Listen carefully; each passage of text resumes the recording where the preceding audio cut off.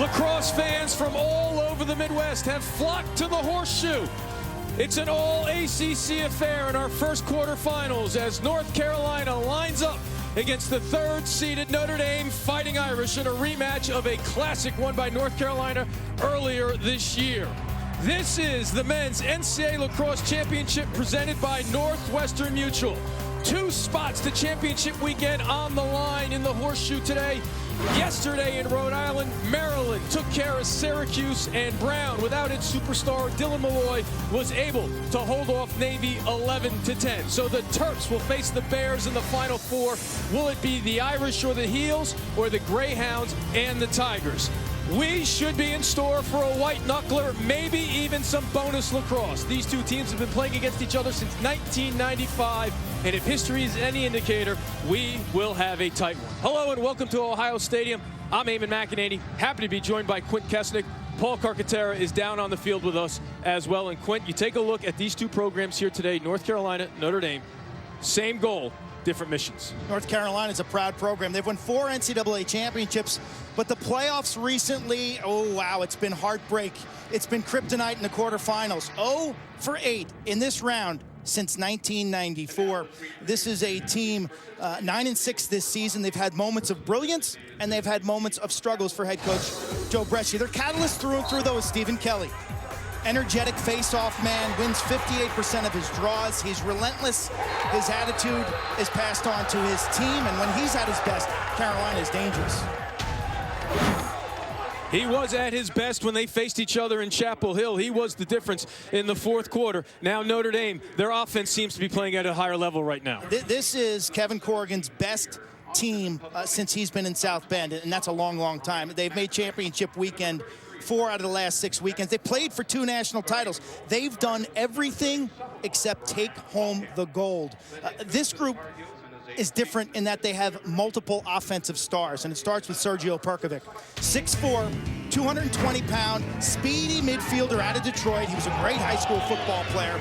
He can run by you. He can nail the outside shot. He's got 26 goals on the season. That shot well into the 100-mile-an-hour range. They also have Ryder Garnsey, a freshman right now playing without conscience. He's from New Hampshire. He's got flair. He's got a dynamic style. And he's one of the reasons why Notre Dame took care of Air Force last week. He had a hat trick in the first round. For more on the Irish, let's go down to Paul. Well, boys, the best compliment you can give a defender is you don't even notice him, or more importantly, the top dog on the opposing team, who he is guarding. Notre Dame's Matt Landis is the reigning National Defender of the Year, and he's been an absolute eraser the last 3 seasons. Notre Dame defensive coordinator Jerry Byrne told me number 43 is married with tenacity and competitiveness, not only for his matchup, but in all off-ball situations that only the coach and the studied fan recognizes. The Tewaaraton finalist harasses his opponent and is absolutely relentless. He was the 3rd overall pick of the Major League Lacrosse draft, goes against Perkovic every day in practice. And Coach Kevin Corrigan has had some tremendous defenders in South Bend, but he might be the best. And Coach Corrigan looking to make it to his 6th championship weekend in his 28th season as head coach of the Fighting Irish.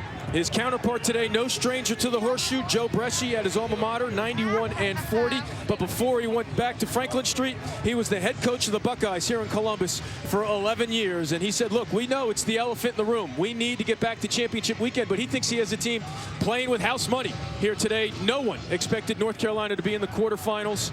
Everyone expected Notre Dame to be in the quarterfinals. North Carolina was picked to finish last in the ACC in the preseason. They won the regular season because of that win over Notre Dame.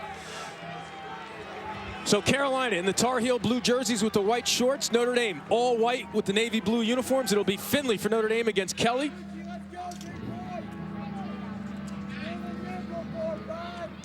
And we are underway. A spot in the Final Four in Philadelphia is on the line. And Sexton comes up with it for Notre Dame. He's a threat to score. He shoots wide.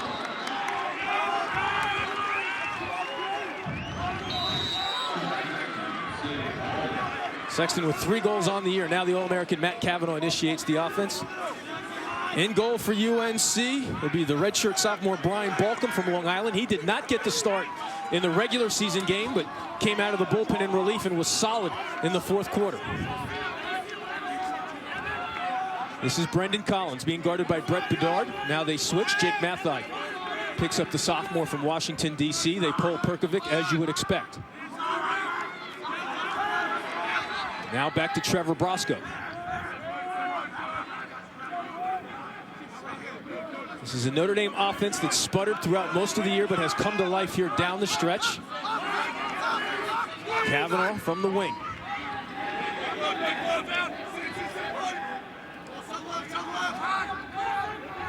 Our officials, Brian Abbott, Peter Buchanan, J.D. Doyle, letting Notre Dame be patient on this opening set right now. Collins gets to the middle of the field, wrapped by Bedard. Now a good double, forces the turnover. Kavanaugh cannot keep it in. So you see the excitement from the Tar Heel bench, forcing the turnover on the game's first possession. Wynn with the ride, though, gets it back. Now Goetze. Mikey Wynn, Kavanaugh on this attack will not give up on the play, and Wynn just stole a possession for Notre Dame. Opponents are only clearing 78% against the Fighting Irish, and that attack trio, known for their hustle and their attitude, they get back to the midline, heels to that midline, and they dig in and protect the real estate. So a second chance opportunity now for this second midfield. Two new midfielders, Perkovic still out there. It's Trolley and Riccardi out there with Perkovic. So they have a short stick on Perkovic. Here comes a double from inside. Kavanaugh being guarded by the All-American Austin Pafani. He wants to return to Philly and play in championship weekend. Now Wynn gets a short stick. Step down opportunity high. Irish have the backup. That's Riccardi, the senior out of Del Barton in New Jersey, with the shot. Nice team offense by Notre Dame. A wing dodge. Transition the ball through X, which is the point behind. And then you get nice ball reversal to Riccardi, the senior.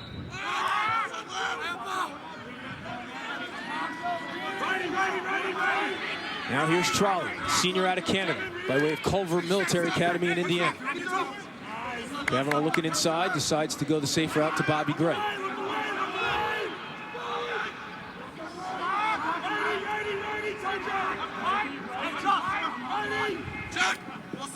Carolina opens this game in a man-to-man defense. Joe Bresci typically would play 2 or 3 different defensive packages. Kavanaugh hits the backside of the net. And now Balcom looks to clear over to Pafani. He can't handle the pass.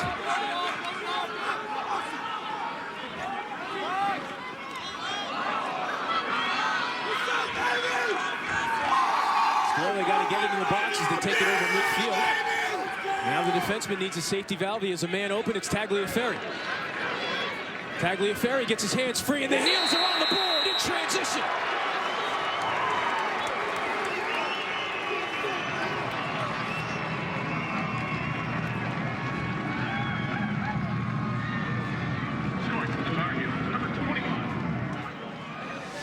Tagliaferri had the hot hand. Macri 20 carries in, and Good does a great job of keeping his eyes up. Tagliaferri right down the middle of the field between the hashes. Notre Dame's defense is not ready or set.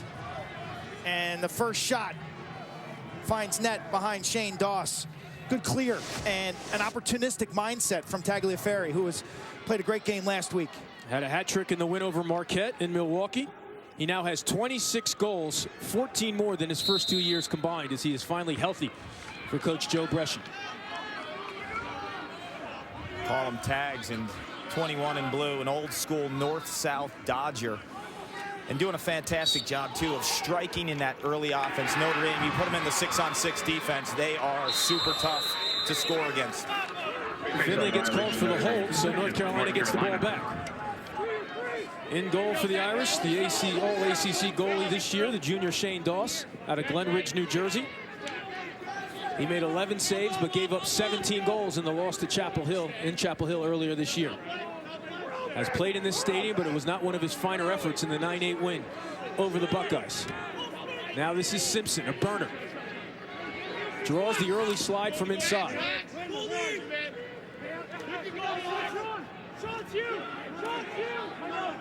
This is Luke Goldstock carrying. Glazner turns him away. Timmy Kelly draws Matt Landis. Carolina will run some sort of pre-scripted opener play for offensive coach Dave Metzbauer. Quick to slide to Pontrello against the short stick. There's a shot off the mark, but Cloutier has the backup.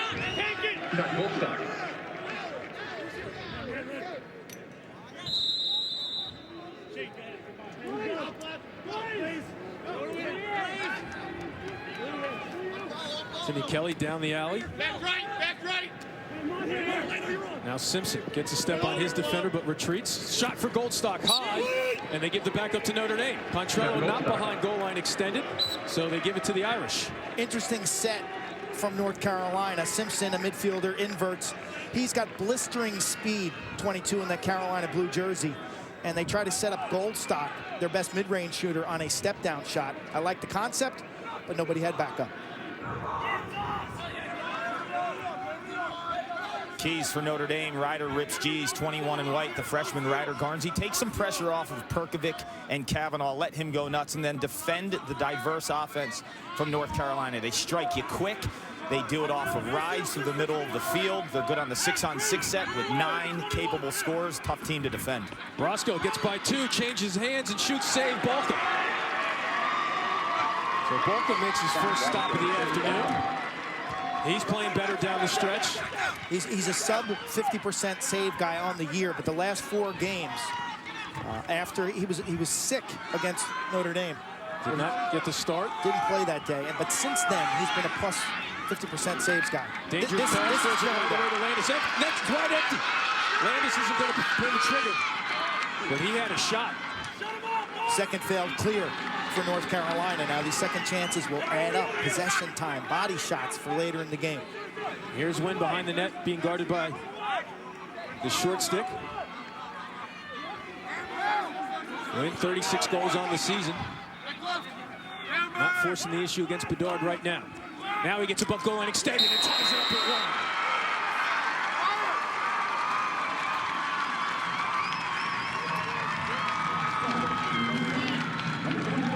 1. Known as a crease guy, Mikey Wynn, a fantastic finisher inside, but he's showing you if you put a short stick on him and allow his team a second opportunity, Landis, Tewaaraton finalist, comes up with the garbage. Poor clear by North Carolina. Mikey Wynn knows it's time to salivate. You got a shorty on me? Don't disrespect me. Bam.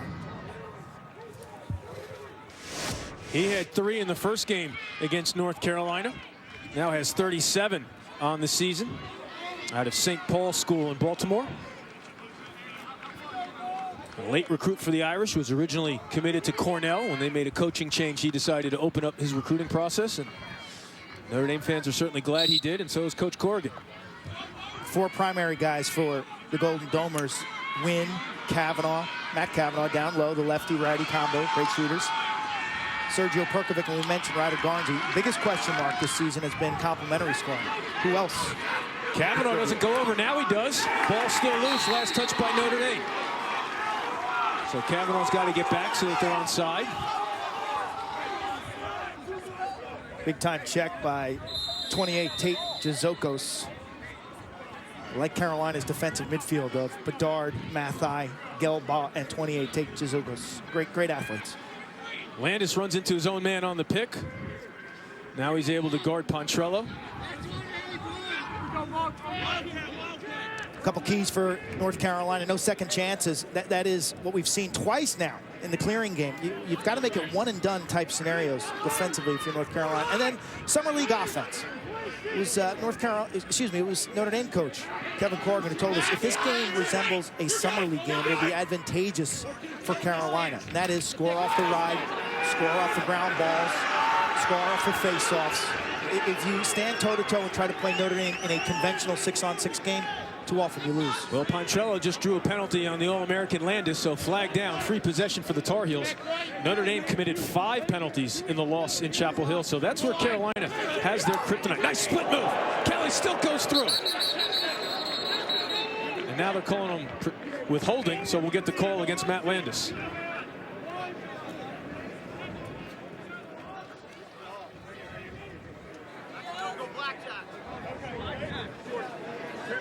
Play with skill, baby. Got 15 blue, just in the ball.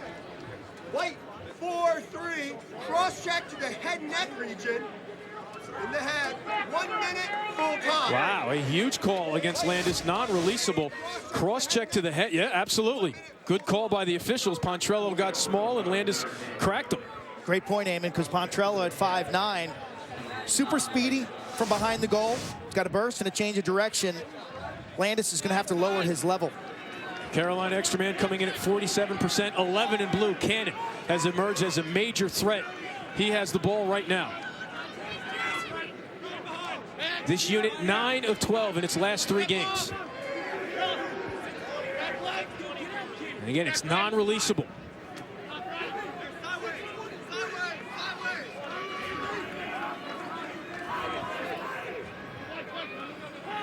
Now they start to move. Cannon has it up top. Skip does not get through. Interception by Sexton. So a costly turnover on the extra man by the heels. Now Notre Dame will look to clear. This is Shantz. Gets by 1 man. On the cut, gets it to Garnsey. Now the Irish will be in no rush, still down a man. So a tremendous play by Sexton to have the stick in the passing lane. 3 turnovers now for the heels.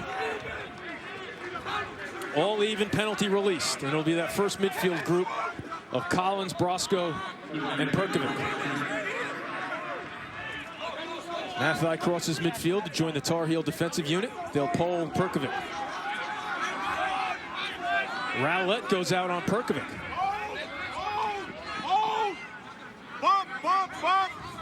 Long pass to Brosco. Looks like they're double pulling the midfield now. So Wood Attackman's going to work against the short stick. Feed inside. Wynn can't bury it. So they have a short stick on Wynn inside, even though he just took Bedard to the hoop to put Notre Dame on the board. Macri goes out to guard Garnsey. So they have Rowlett on Perkovic and Connell on Brosco. I'm a little surprised they have that much respect for Brosco and let Wynn go to work on the short stick. Now Garnsey, the freshman Quint talked about in our open. Out of Wolfboro, New Hampshire, gets it to Wynn. Step down opportunity for Brosco, but he's too far away. Perkovic gets away from the over-the-head check, but runs out of an angle. Now Cavanaugh up top against the short stick. Hands free, bouncer stopped by Balkan. Garnsey comes up with it, but runs out of bounds. If he had just let it go, it would have been Notre Dame ball. You're absolutely correct. How about that save by Balcom? Bounce shot. This is a pretty solid sport grass surface where the ball's going to be lively, and they get a good kick on that shot, but Balcom gets it with the fist. Now a successful clear. This is Patrick Kelly touching it up in the box and getting it back to Tagliaferri. And we are playing the yellow lines in this field that is lined for football. You see some women's lacrosse lines, remnants of those lines. Yellow lacrosse lines. The midline is not lined in yellow. And there are points where that logo is that this field is lined incorrectly. So that was a point these attacking defenders have to be really wary of where the midline is. Going over to with the ball or to complete the ride. Now Tagliaferri gets his step on Krantz off the pick, keeps going. Now Perkovic out there on defense, loses his man, shot blocked. So Perkovic out there on defense, logging minutes. Goldstock sends it back to the midfield. North Carolina looking to end a drought, make it back to the Final Four for the first time since 1993. Notre Dame preseason #1 in many polls, and the article in Lacrosse magazine in the preview issue, now or never. Which team can play loose? Here's a shot, well off the mark. Pontrello has the backup. I think that's key. I mean, Coach Bresci can say that there's no pressure on us, but there's plenty of pressure on their seniors. This is their last chance to go to the Final Four, and Notre Dame, they've been playing with this now or never, is this the year approach from the outside world since they lost to Denver in the semifinals a year ago. Say what you will, but I thought in warm-ups Notre Dame looked like the team that might have been tight, and I thought Carolina was super loose. And they look sharper right now than they did last week, even beating Marquette. Pretty sharp there. The southpaw, Patrick Kelly, rips it past Doss, and the Tar Heels regain the lead. They went out to Milwaukee and took down Marquette last week.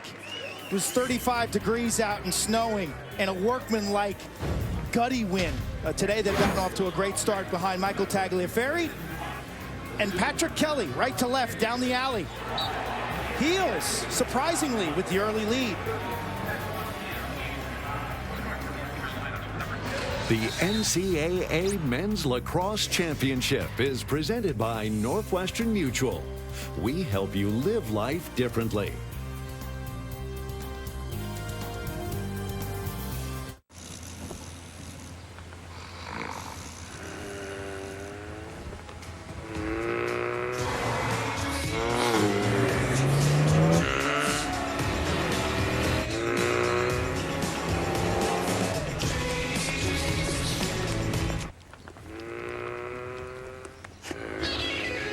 The turbocharged dream machine, the Volkswagen Golf GTI, part of the award-winning Golf family. Real meal for $5. Real meal for $5. Real meal for $5. Real meal for $5. Real meal for $5. Finger licking, finger licking, finger licking. Good. This is the Black Eagle. This just isn't right. This is all he needs to count a light born bold. It's more than a network and the cloud. It's reliable uptime and multi-layered security. It's how you stay connected to each other and to your customers. With CenturyLink, you get advanced technology solutions, including an industry-leading broadband network and cloud and hosting services, all with dedicated, responsive support. With CenturyLink as your trusted technology partner, you're free to focus on growing your business. CenturyLink, your link to what's next. Coaches in the Midwest got the memo. They canceled the practices today. They canceled the tournaments, and they're stuffing the shoe. And we go back to last year, 2015 in South Bend. Carolina with the 2-goal lead. Kavanaugh on the attack, hit hard from behind by Evan Connell. It was ruled late, unnecessary, everything. So it's 2 minutes, non-releasable. Carolina had the 2-goal lead, and Notre Dame went to work on the extra man. First, it was Kavanaugh to make it 13-14, then Sergio Perkovic 14-14, all tied, and then Matt Kavanaugh, the game winner with 7 seconds left. It was one of the most disputed calls in the entire season. Carolina got payback this year, but certainly there is tension between these two programs when you play as often as they do. And there seems to be a style difference. You know, Carolina liking that athletic, gritty, up and down, more chaotic style. Notre Dame preferring to operate it in half-field sets. There is Kavanaugh. He's been clutch throughout his career. Multiple game-winning goals and scores in bonus time. Famous game winner in overtime in the quarterfinals against Albany. Just part of that lore that he has carved out for himself in South Bend. But right now, Kelly carving out some dominance at the X. And Carolina will settle in and go back to work on offense with the 1-goal lead, Paul. Quint, you mentioned that Carolina was loose in pregame, and compared to last year in the same game against Maryland, they were so tight. They had Bitter, they had Sankey. It was their year. Loose is pretty much an understatement right now. This team is confident, flying high. Dave Metzbauer, the offensive coordinator, wants his offense striking really fast. You're seeing that quick offense out of North Carolina, not allowing Notre Dame to get in their base 6-on-6 set. Now it's McBride over to Kelly. That's Timmy Kelly, 15. He's out there with Cannon. So a couple of freshmen at the midfield unit for Joe Bresci and Dave Metzbauer right now. Now Goldstock going to work on Glazner. And Glazner pokes it free. Still loose. Glazner can't come up with it. Goldstock gets popped. No call. Ball still in play. McBride loses it. Notre Dame ball.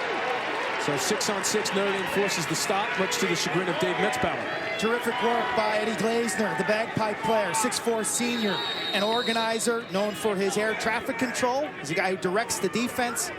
He is given the keys to the D by defensive coordinator Jerry Byrne, not known for his coverage ability, but there he extends on Goldstock and puts the ball on the turf. Out of the Bishop School in La Jolla, California, played for Steve Cepeda, a Notre Dame defenseman who graduated back in 1999. So now Notre Dame sends out its third midfield group. This is Pierre Byrne. And now we got a call off the ball. Thought I heard a whistle. Now, so it's Pridemore, Pierre Byrne, and now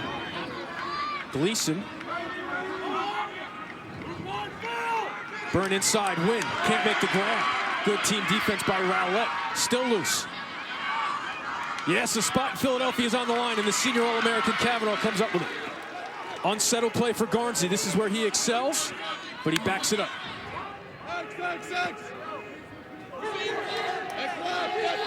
We talked about Kavanaugh's game winner against Albany. He's been a different player the last 2 years than he was that year as a sophomore, hampered by injuries last year. More of a facilitator now with Wynn and Garnsey. Inside, help! Makes that grab. Now he'll go to work. Sees the double coming. Byrne gets free. Hits the crossbar. Quint, you've been watching Pierre Byrne all year, and you keep saying he's close. He can get his hands free. He scored his first goal recently after being in a prolonged shooting slump. He's got tremendous shake, and he can run by you.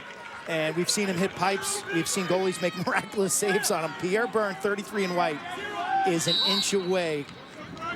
Coach Corrigan knows Pierre Byrne very well. He's the son of the defense coordinator, Jerry Byrne, tremendous high school player at Culver Military Academy. He has it right now. Strong right-handed tendencies. But it doesn't matter. You know it's coming, and he still can juke you. Wynn looking to get inside, turned away by Jazokis. So they're sticking with the short stick on Wynn. Now Kavanaugh. Gets pushed away by Pafani. Redodge, gets inside, gets taken down. No call. Good team defense. But Gleason comes up with it to keep the possession going for Notre Dame. Awesome possession for your third midfield. There's not another team in this tournament that's got 3 midfields like Notre Dame does. Now Wynn draws a slide. Does it give Kavanaugh enough room? No. Now Kavanaugh from the wing. Righty shot. Twice! Loose balls! We gotta get one and done! So you say a guy's become a facilitator, he goes right to the rack and scores offhand. Kavanaugh, the hockey background, the big family from Long Island, and the critical goals. And what a possession by the third midfield. Are you kidding me, Kevin Corrigan? Multiple shots, relentless attack, a loose ball, and Kavanaugh converts from the wing with a little left to right. He's a strong left-handed player, but he's able to beat Balcom to the punch there, 5-hole. You know, Pafani watches a ton of tape on Kavanaugh. On that move, Kavanaugh typically likes to get in front of the crease, rarely shoots with his right hand there. You saw Pafani almost defending him as if he was going to roll back to get to the top side, and Kavanaugh uses that offhand. Yeah, waiting for the rollback or the S-dodge underneath. Transition opportunity, shot to goal, just like that. Cloutier puts the heels back on top. Stephen Kelly is dominating the face-off game.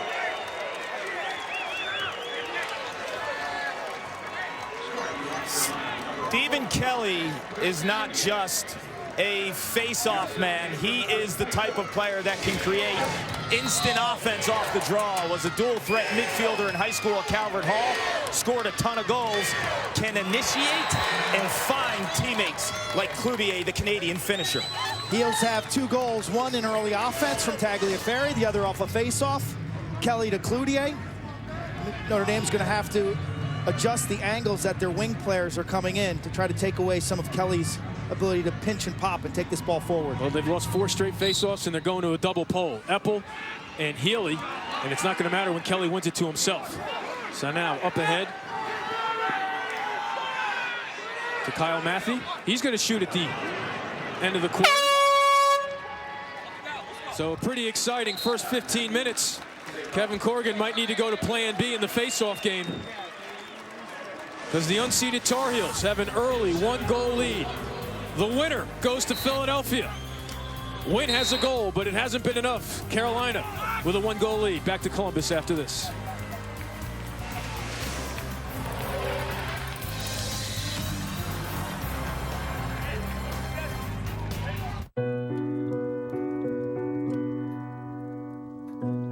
Look, this isn't easy for me either, but it just feels right. This isn't how we raised you. You never wanted to try it. Enough.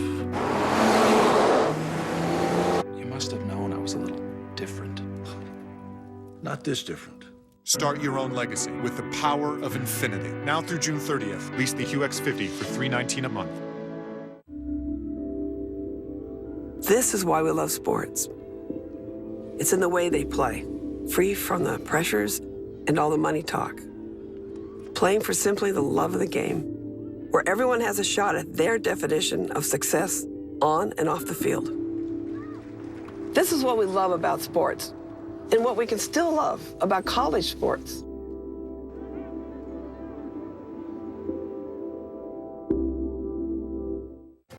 Make your day supreme with Dunkin's new Bacon Supreme Omelet Breakfast Sandwich, loaded with peppers, onions, and potatoes, and topped with 2 slices of cherrywood smoked bacon and cheese, all on a freshly baked croissant. America runs on Dunkin'.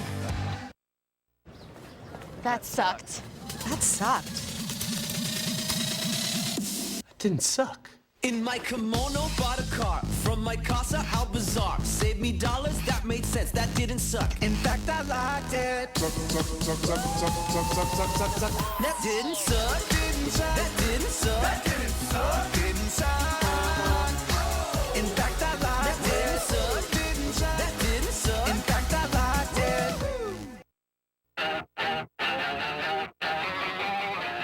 Sip into summertime with Dunkin's Frozen Coolata. Freeze up the flavors of summer with any small frozen Coolata, smoothie, or hot chocolate for $1.99. America runs on Dunkin'.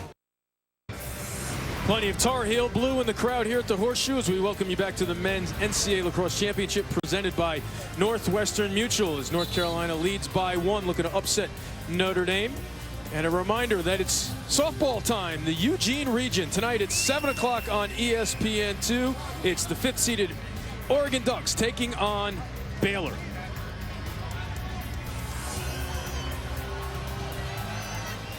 Quint, if you're just joining us, Joe Bresci's club has a 1-goal lead, 5 goals in the first quarter. Michael Tagliaferri gets things started right off the clear before Notre Dame's defense can set. The heel sting him in early offense and smart strategy.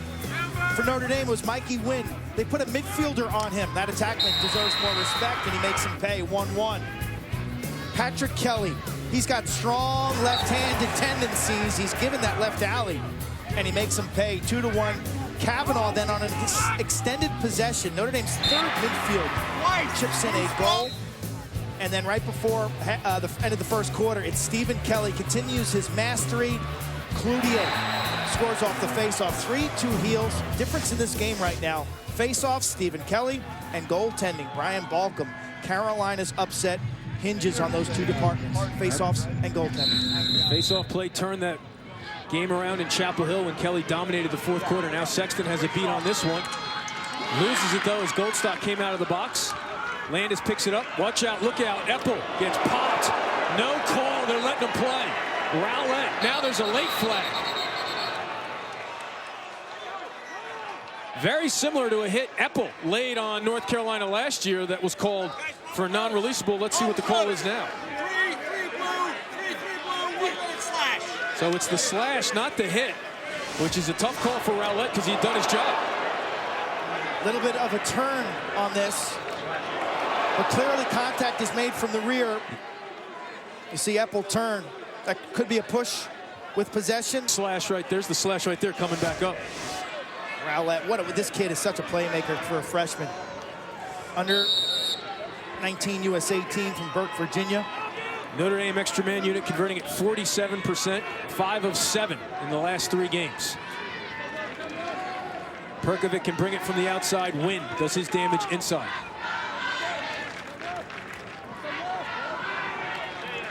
Close out on Perkovic with Pafani. Now Kavanaugh behind. Collins coming around. You keep Perkovic outside the box, you've won the battle. Skip pass gets through to Collins. One more, too high for Wynn. Good thought, poor execution by the sophomore as Wynn was open on the doorstep. 3 turnovers now for Notre Dame. Skip pass creates a 2-on-1 on the near side. Kavanaugh on the ride, using the sideline as an extra defender and turns back the ball. Now Powers back on the field with a broken arm. With it, returned last week. He's about to get doubled, but he has a good step, makes a swing move. Now they got to get it in the box. Pafani wants it in the middle of the field, but he makes the pass to the short stick. They're under 10. They got to get it in. North Carolina was offsides. North Carolina was offsides, no call. Kevin Corrigan certainly notices it. He is giving the official an earful. They were absolutely offside. And Joe Bresci takes a timeout. Kevin Corrigan all the way out near the face-off wing. And the official trying to ignore him. And you hear one of the officials tell Coach Corrigan, get back. Coach Corrigan getting more than his money's worth there. Timeout on the field. We'll take one as well. Back to Columbus after this.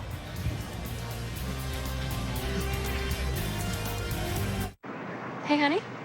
You remember to lock the Buick, right? Of course I do. I'll never forget that. The Buick Remote Link app, now available in every Buick. You closed all the apartment windows, too. Come on. Really? You're the best. During the Buick Memorial Day sales event, pay no interest for 5 years, plus get $22.50 purchase bonus cash on the 2016 Buick Encore. Brazil. By taking the polluted water we already have and providing technologies to filter it back into clean water. My name is Manny, Senior VP of Technology. We are Coke.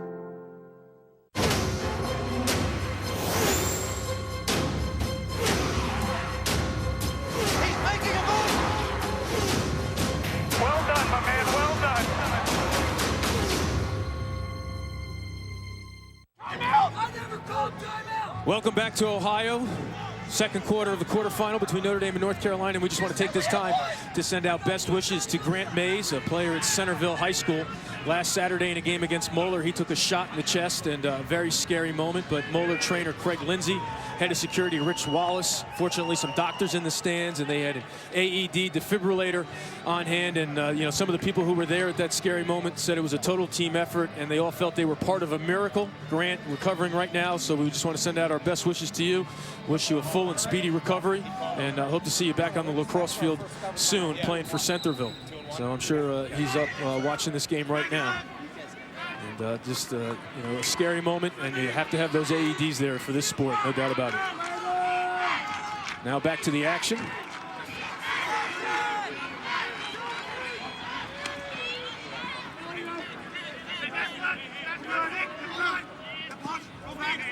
Carolina off the timeout.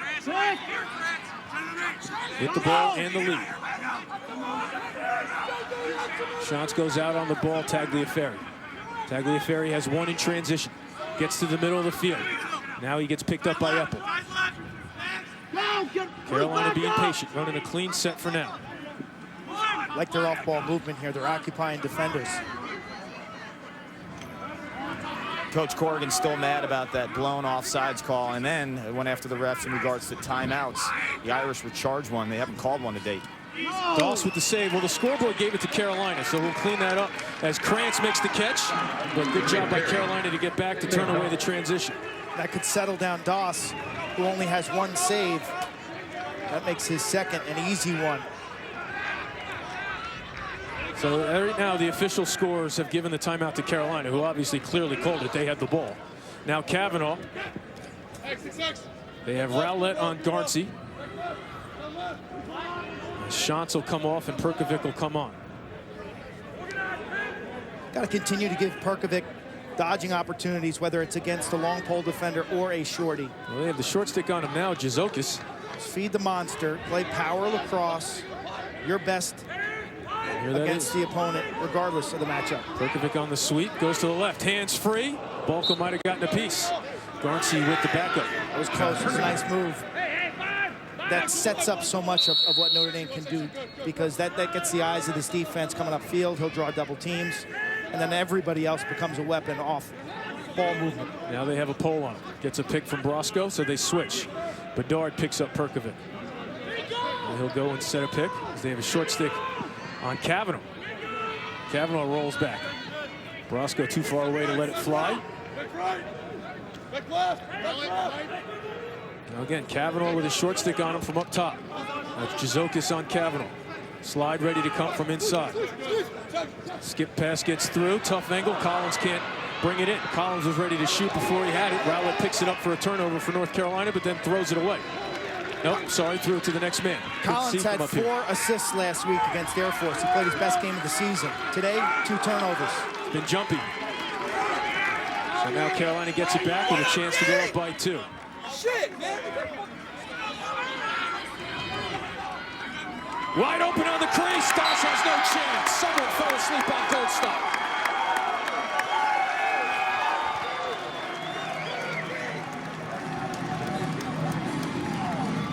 starts with a turnover, and then the heels convert before that group is organized. I think defense was just kind of casual here. Watch inside. You see the confusion defensively. Eppel and Glazner end up on the same guy. There's a little rub inside, and Pontrello puts it on the money. Goldstock, such a talented mid to outrange shooter. That's as close as he'll ever get. Viscauni in New York last year set a school record with 50 goals. Different role this year. Notre Dame now bumps up Landis to the wing, so they're pulling out all the stops in the faceoff game. Your Tewaaraton candidate, the best defenseman in the country, now on the wing for the faceoff.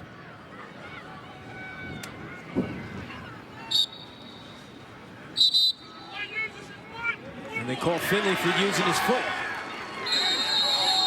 So again, the faceoff violations for Finley committed in the second half were a huge problem as he became gunshot. If you commit 3 violations in a half, it leads to a penalty, and everyone after that is a penalty. And it's a team thing, so they can't go to another guy, Travisano, and all of a sudden get a clean slate. Finley, built like a fire hydrant, an exceptional high school wrestler. And then Kelly, great high school football player, a secondary guy. He could have played lower level Division I football. Really good athletes. Kelly's beating them off the whistle. He's timing up the whistle better. 2 major themes of the Carolina offense: spread and then multiple crease looks. They want the offensive sets to be as spread as possible, make Notre Dame slides difficult. Sometimes you'll see a crease guy in, sometimes 2, and then they'll rotate at times with an open set, so multiple inside looks. On cue, too easy. That's why they call it execution.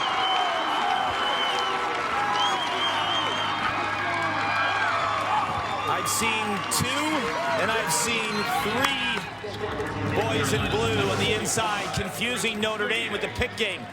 Look at all the blue shirts. Right now, with all those picks and exchanges, you see Notre Dame struggling to communicate. Cloutier, the lefty finisher from Canada, too easy. Kelly gets the assist, and he started it all by winning his one-on-one matchup. So now Notre Dame makes a switch and goes to Travisano in the face-off game. That spaghetti-like movement off ball combined with multiple guys in the slot. There's some role definition issues that Notre Dame is struggling with defensively. Travisano wins it to himself, so the changeup wins it for Notre Dame. Here he keeps going right down High Street. He shoots it wide.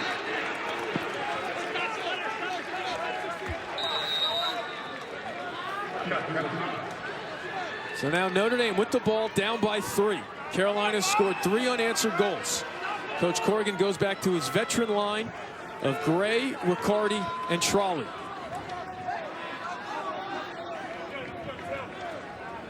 Perkovic, who was lined up as an attackman, goes out there, and now here's Garnsey through the box. So no Gray on this shift. Garnsey going to work on a short stick.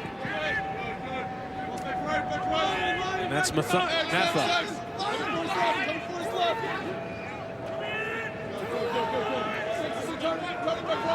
Garnsey to the left. Here comes a quick double. He retreats. Picked up by Pafani. So now who's on Kavanaugh? They got a short stick Mathai behind the net on Kavanaugh. Do they find that issue? Here's Gray going to work on Bedard. Tough pass inside. All or nothing pass, loose ball. 3 Carolina jerseys. Still not picked up. Now it's Mathai, and he draws the flag. So what effort by Jake Mathai. He's going to force an extra man after he did some great work on the ground ball in the scrum. Right now, it's Carolina's ball game. House money indeed. And you hear the applause from the fans in the Tar Heel blue t-shirts. Their sideline is really engaged right now, cheering on the little plays that have enabled this 3-goal cushion. Stephen Kelly facing off, Brian Balcom in the goal, and then a defense that's just digging in. Notre Dame offense, now 5 turnovers already. Cloutier behind the back. Carolina is rolling. That's a Sports Center top 10 nominee. Everything is working for the Heels. Turnover. Home run pass to the back post. Nothing doing. Mathai digs it out. Look at him trucking. And then on offense, it's Pontrello. Cloutier using that big body over the shoulder shot. Doss has struggled all day. Carolina now with all the momentum. Joe Bresci sensing it. You talk about a program 3-3 after a loss at UMass. Everyone wondering what's going wrong with North Carolina.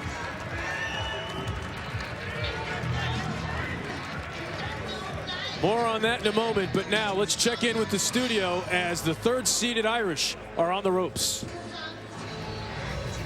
Eamon, thank you. Anish Shroff alongside the former Princeton All-American Ryan Boyle at the half. We'll recap Maryland's win yesterday over Syracuse and Brown outlasting Navy.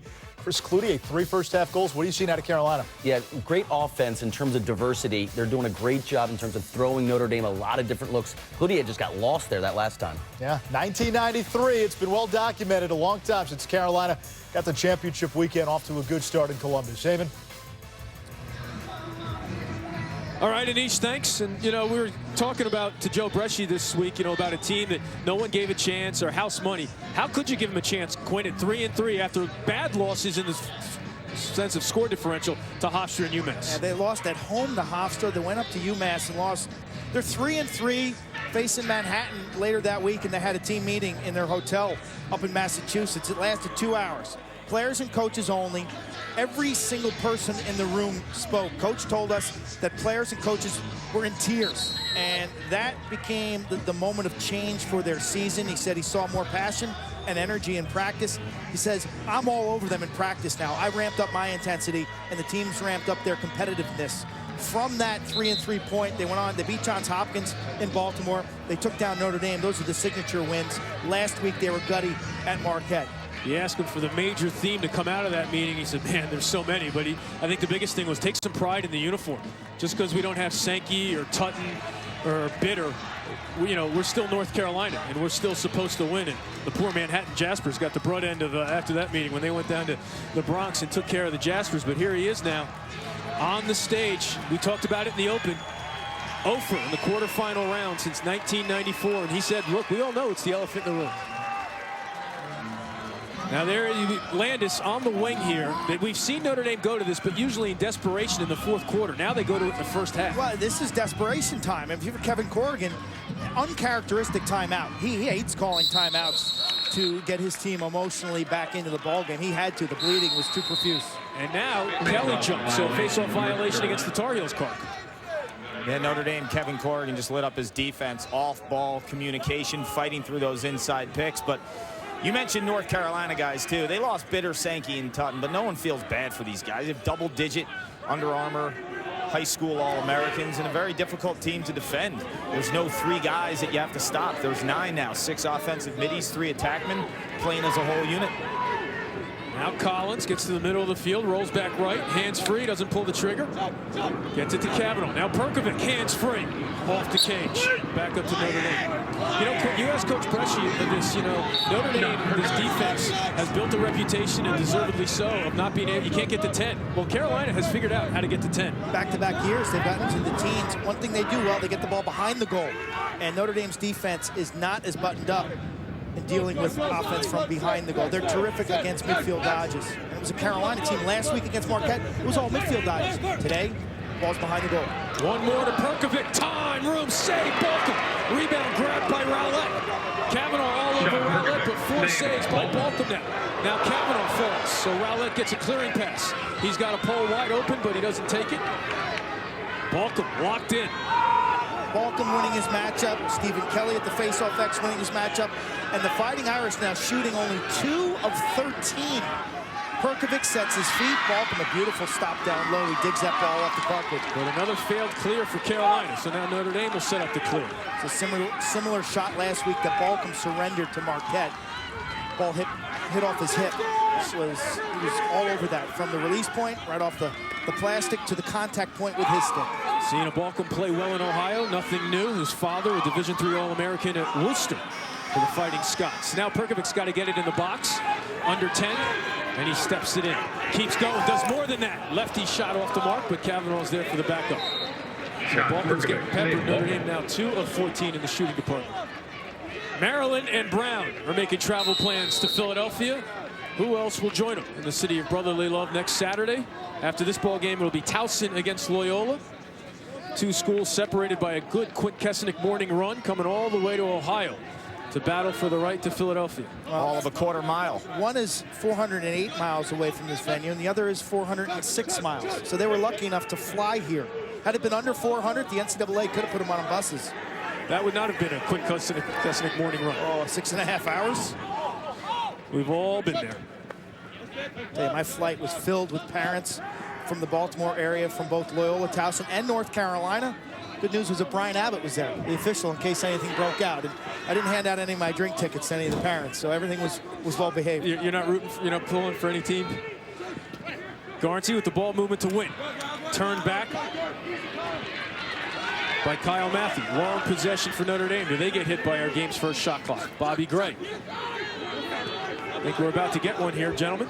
Speaking of Mr. Abbott, Trolley with the swim move. Nothing doing for Notre Dame right now in this offensive set other than taking time off the clock. Officials glancing at each other, talking it over, having a debate. Too often Notre Dame's got two guys behind the goal and the ball up top. They're playing offense with 4 players against 6 defenders. Kavanaugh gets through Pafani. Nice check, and Notre Dame has no backup. Pafani got on the hands to take the mustard off that shot, and Notre Dame has missed its last 6 shots, and they basically turned it over. This is a situation where Kavanaugh got the separation he needed to, but at the last second, Pafani uses the length of that long defensive pole, reaches out, closes out, and gets into the shooting space. Here it is. Kavanaugh's got also, you can't even see. He clears him by about 2 or 3 yards, and right there at the end, Pafani's stick is up, and Kavanaugh shoots it into the shaft of the defender. Nice closeout. Carolina takes a timeout with the ball in a 4-goal lead. 4:21 left to play.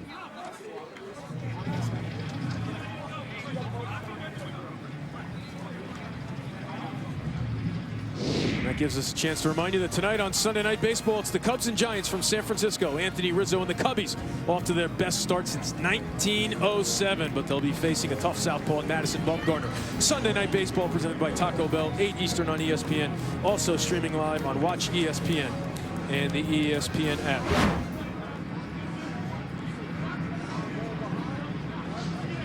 So we showed you 2015. This year, earlier, a one for the ages, as Joe Bresci called it. Carolina Senior Day playing in the big football stadium. Notre Dame on the road. They had a big 15-10 lead in the 4th quarter. Looked good for the #1 team in the country, but then the Tar Heels came to life. Cloutier inside, and it was really the transition game as well. An 8-1 4th quarter domination where the Heels took 18 shots in the last 15 minutes of this ball game. It was the first hot day. Kevin Corrigan and the Golden Domers ran out of juice, and Stephen Kelly was a huge catalyst. Massive, massive domination in the last 10 minutes led to this unlikely victory and catapulted Carolina into the NCAA tournament. That game was incredible. I called it with Anish Shroff, and just 4th quarter. No one scores over 10 consistently on Notre Dame. North Carolina has found a way, but in the 4th quarter alone, the 7 goals. Stephen Kelly, fantastic. And I think Brian Balcom got some confidence. He didn't start that game because he was sick. He finished it, and he finished it really strong against Sergio Perkovic, against guys like Matt Kavanaugh and Ryder Garnsey. So he's got some confidence against this team, and this is one team that has been able to find ways to beat this vaunted Notre Dame defense. In the huddle for Carolina offensively, Dave Metzbauer, the offensive coordinator. Quint, you mentioned attacking from behind. That's been a theme as well, too. When the ball gets behind, look for the crease to change from a formation standpoint. Balcom with 5 saves in the 4th quarter out of the bullpen in that game. Looks like Dave Metzbauer, offensive coordinator, is going to set up Shane Simpson, 22, in the Carolina blue for a long dodge here. But ultimately, they'll try to get the ball through X, point behind. Forces the early slide. Now Cloutier. Back to Kelly against the short stick. Kelly gets to the midfield and draws Glazner's slide. Again, Notre Dame was not hit with the shot clock, so the refs are letting them play. They're setting the tempo that they're allowing lengthy possession. And again, the key is, are you creating offense? But now Cloutier against the short stick. Gets a step, Draws the slide from inside, loses it. Still loose. Goldstock can't come up with it. Carolina looking for a cheap one, but Notre Dame still loose. Epple can't come up with it. Did I say looking for a cheap one? What a save by Doss, and they keep it out of the net. Mark that one down at the 3.5 mark. Carolina had a chance to tack on and make it a 5-goal lead. But Doss got enough to keep it out of the net.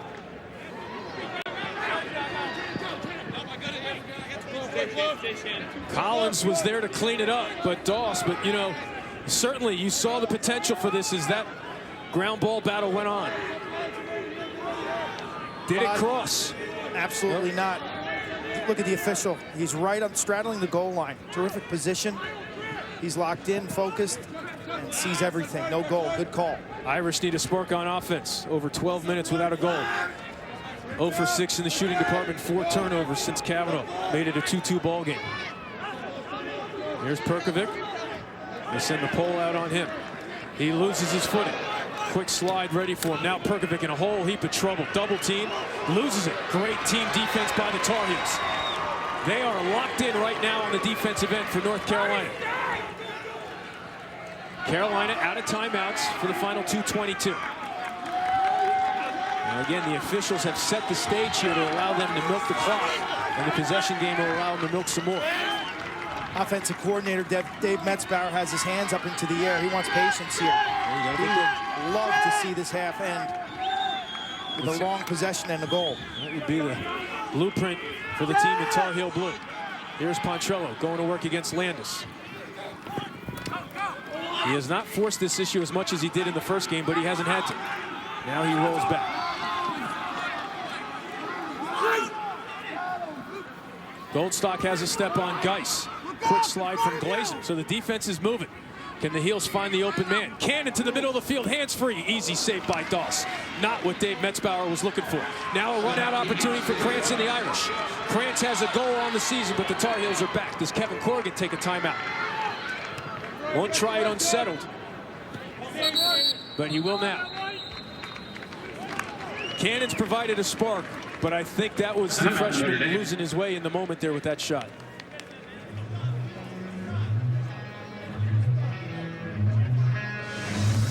So yesterday in Rhode Island, Maryland looked like the top seed as they took care of Syracuse and Brown.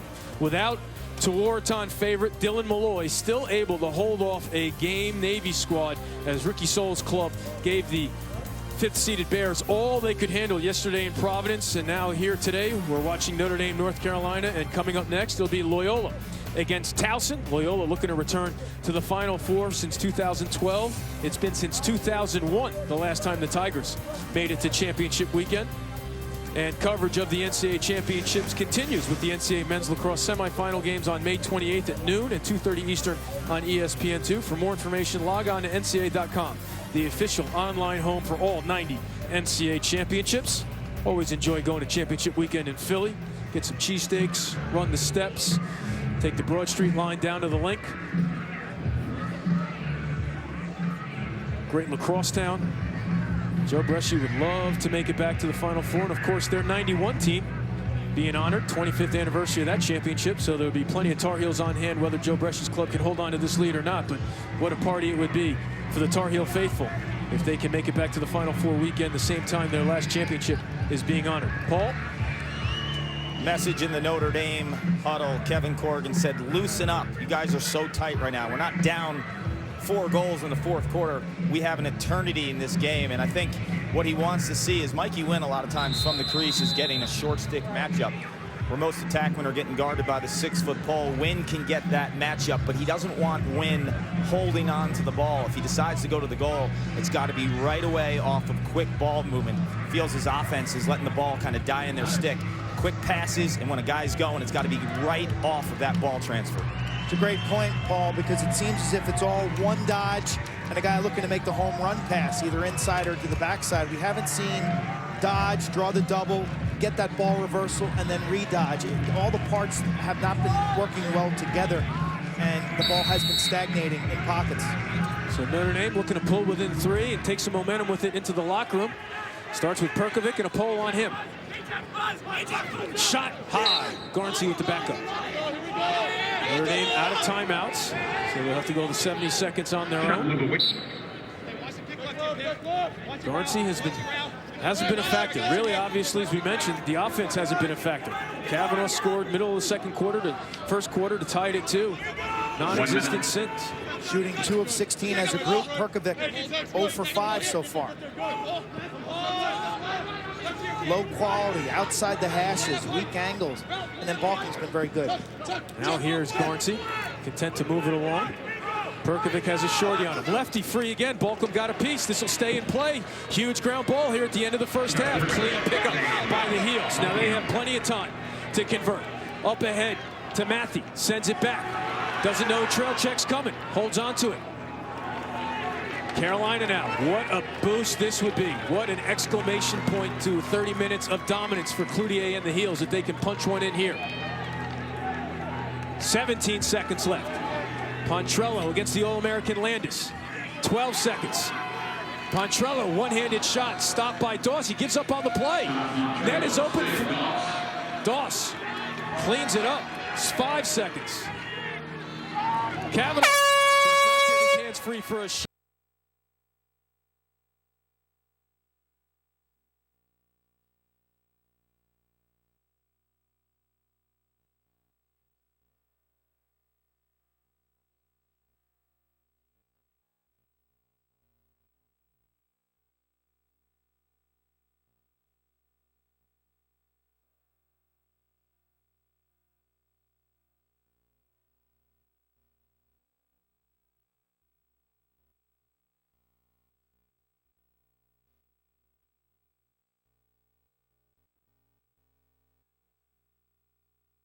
Paul Carter.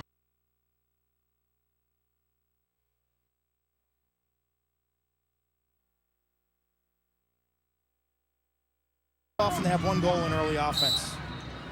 So they go to Sexton and Eppel on the wings. Landis starts back at close. Finley makes it a 3-on-3 effort, pushes it forward, and comes up with it for the Irish. Gets it to Kavanaugh. Here's an opportunity for Perkovic. Save, Balkum. Notre Dame got exactly what it wanted out of the locker room, and Balkum said, not today. Motor City Hitman, 6 saves. Now Tagliaferri pushed back on the clear. That's about as good as a look, Eamon, as you'll ever get.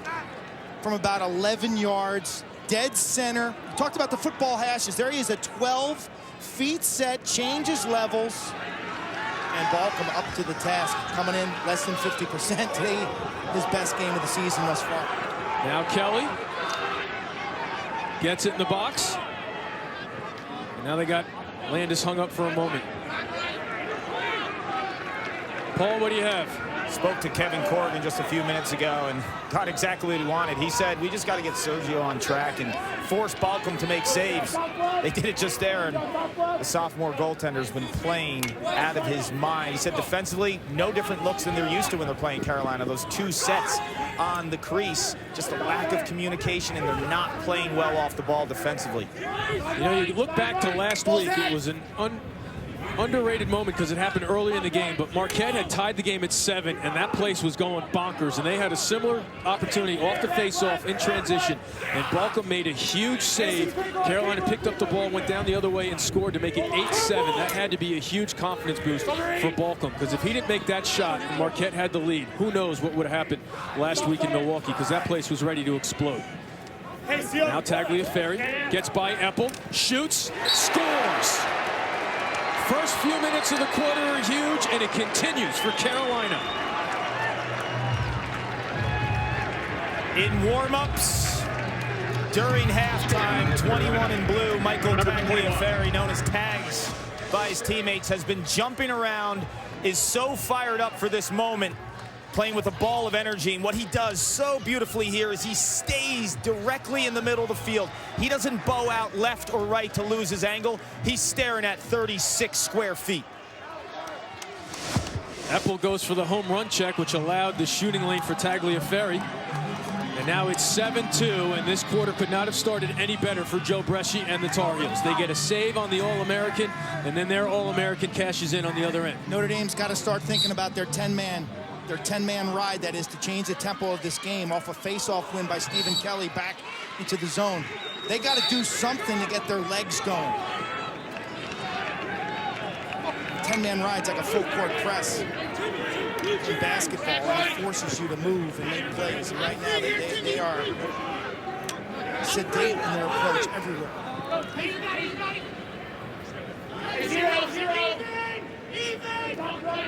This game will be followed by Towson and Loyola. Towson pulled off the upset of the tournament by dethroning the defending champion Denver Pioneers last week in Denver. Now North Carolina looking to knock off the preseason #1 Notre Dame Fighting Irish. Cloutier finds a man wide open. Oh, he rushed that shot. He had more time than he knew. He was wide open on the doorstep. Notre Dame just got a break, but it continues to be Carolina ball. Now McBride caring for North Carolina. Invert for Kelly, gets a step on Geis. Runs through the double team, shoots and scores! He bounced right off Matt Landis and made it an 8-2 lead. And look at the Tar Heels, they are sensing it now.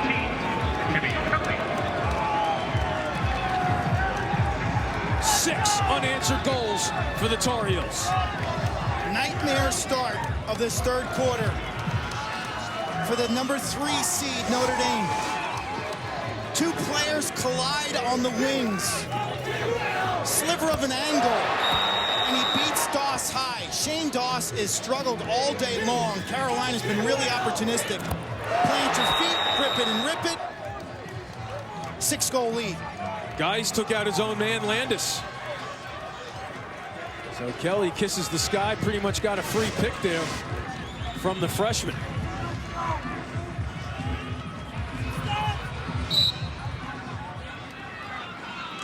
Finley wins it back to himself. Kavanaugh comes out, but an easy outlet to Pafani.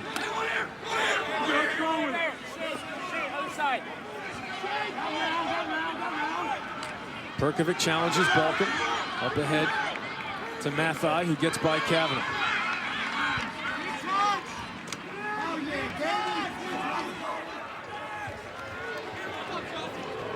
We have seen this Notre Dame team over the years recently always find a way to make a run. But right now, they appear to be lifeless. You got to figure whatever win they had in their sails coming out of the locker room had to be taken away out of that right there. The save, and now 3 straight goals by the Tar Heels.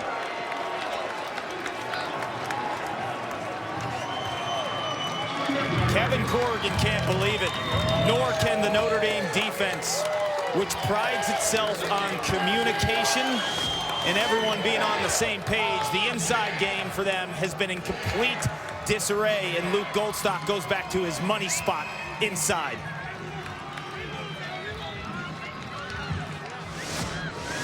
Landis, 43, victimized there. When your best player gets smoked for a key goal, whew, that hurts bad if you're Kevin Corrigan and defensive coordinator Jerry Byrne looking for answers on the sideline. When we talked to Coach Corrigan after that defeat in Chapel Hill, said we are not going to lose our identity after one bad quarter, one bad half. Well, their identity did not get off the bus today for this one. North Carolina shooting a deadly accurate 47%. They're getting great looks, and Kelly's playing make it, take it lacrosse right now. On the season, opponents have shot basically 25% against Notre Dame this year. Talk about the way Kelly's locked in right now. They've tried the 2 poles. They've tried everything. Even if they do get a goal here to end that drought, how do you make a run when you're not going to have the ball? So right now, it's all out there for the taking for North Carolina. This was not supposed to be the year where they ended the drought and returned to the Final Four. That was supposed to be last year, as Paul Carcaterra alluded to, against Maryland in Annapolis, where they had Bitter, Joey Sankey, Chad Tutton. Now it's a group playing with house money. A team that, you know, really, obviously you take a look at it, on the bubble. We didn't think so maybe going down the stretch, but clearly the selection committee thought this was a team that was on the bubble. Probably that win over Notre Dame is what put them in the NCAA tournament more than anything. And now they're closing in on a trip to the Final Four. You mentioned the losses. At UMass by 5 goals. At home to Hofstra by 5 goals as Dave Metzbauer sets up his offense. You talk about some key turning points. We mentioned the Notre Dame game. Don't forget that Friday night game in Durham when they won it in overtime, when it looked like they had thrown it away, giving up a goal in the final seconds. They keep coming. Save, Doss. Rebound. Not picked up. Cloutier. Oh, what a save by Doss. Landis comes up with it for Notre Dame, throws it to Doss, who's in a heap of trouble. He's got to hustle back. Goldstock with the ding-dong over the head check, keeps it Carolina ball.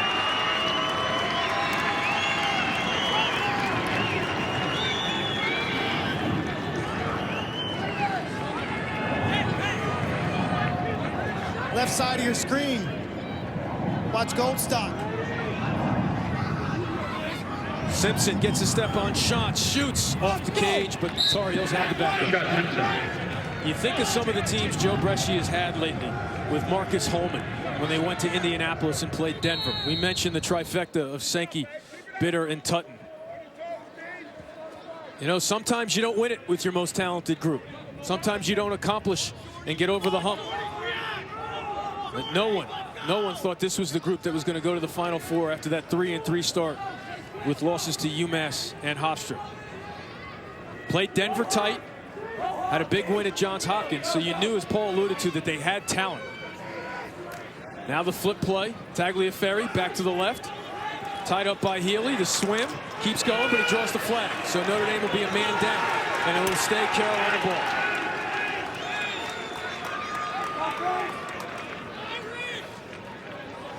All Carolina right now.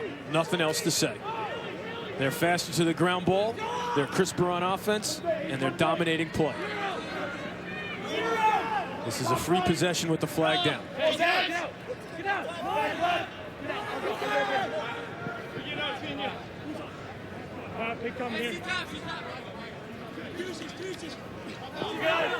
Kelly gets above goal line extended, saved by Doss. Now we'll get the call. Shot, Kelly.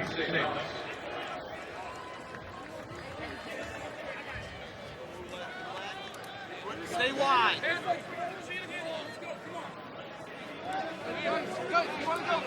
White, number 8, hold, 30 seconds. White, so it's a hold on Pat Healy.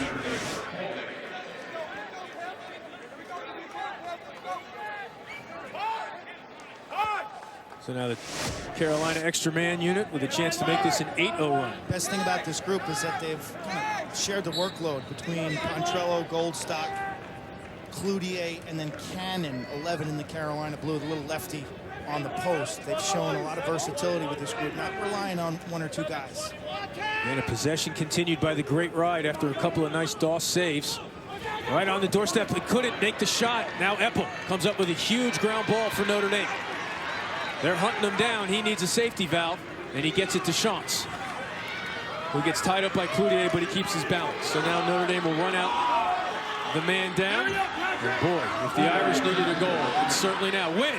Got his hands free, but draws the flag. Carolina offsides. Surprised Wynn did not take that shot.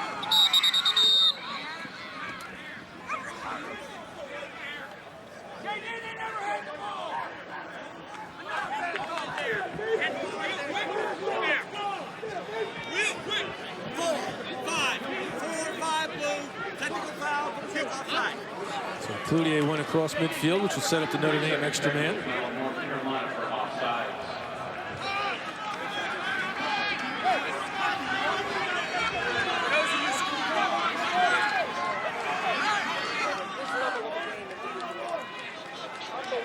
"23 minutes without a goal for the Fighting Irish in Notre Dame. 0 for their last 9 shots.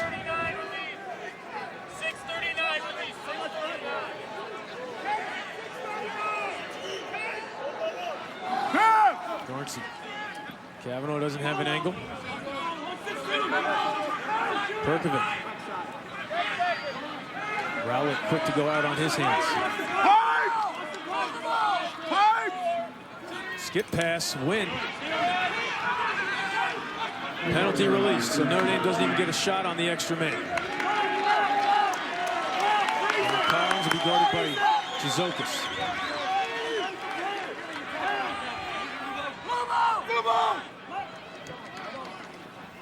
Tough shot by Collins with the left hand.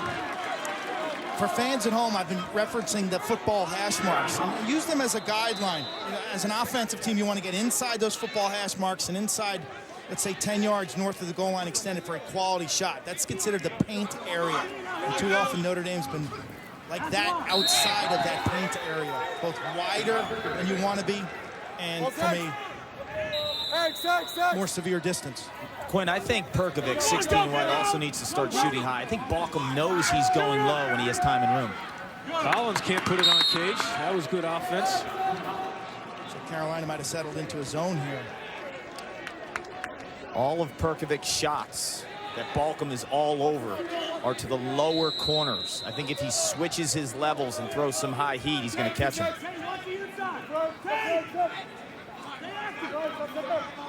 Now Brosco.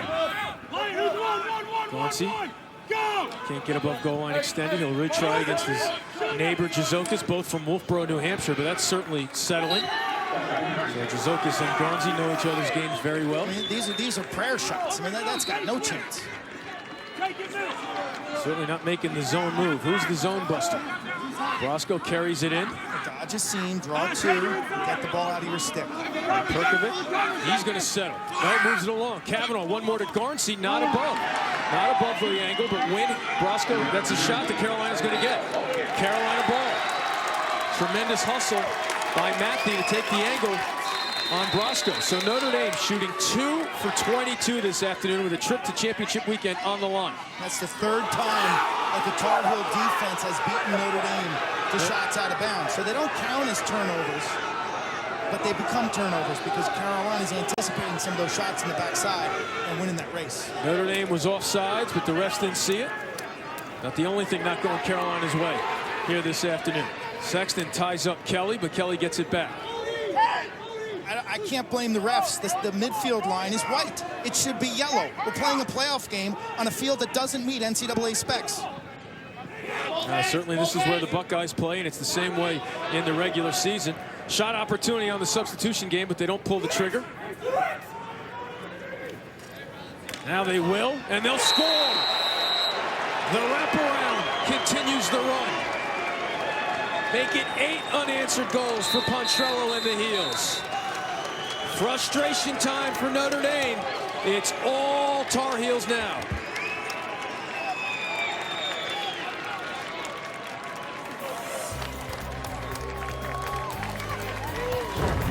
Dancing up a storm.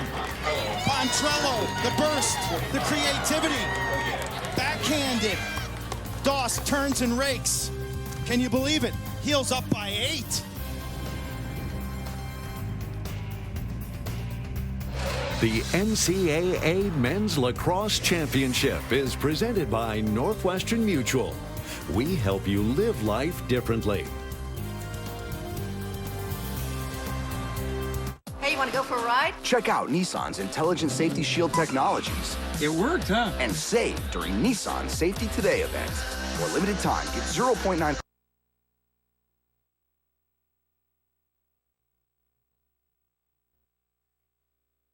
You know, he started the first 5 games last year and was 56%. This year it's been a bit of a struggle, under 50 for the year. But today, 6 stops. I think he's gotten the head of these Fighting Irish shooters. Check that, 7 saves. And all of a sudden, Notre Dame has missed the goal something like 15 times. Balkum, the starter, at one point, Kieran Burke did not elect to join this team this year.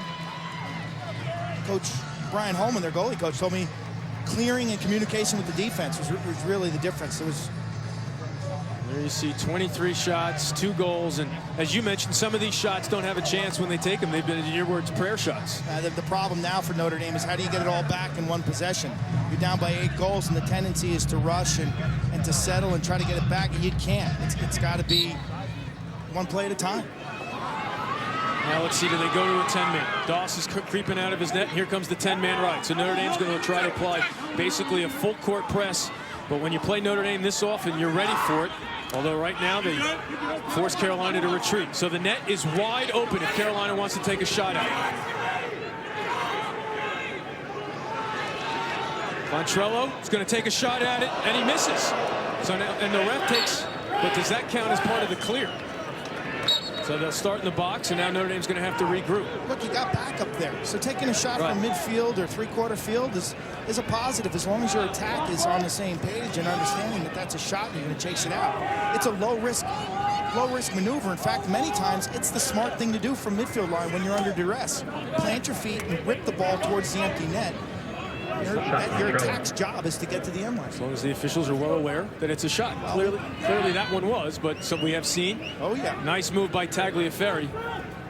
Bucknell, Virginia. NCAA tournament game. 2011. And in this case, when your offense is up by 8, lets you take some time off and get back in the same page, get the offensive progressions going. You could chew 2-3 minutes as a result of that shot.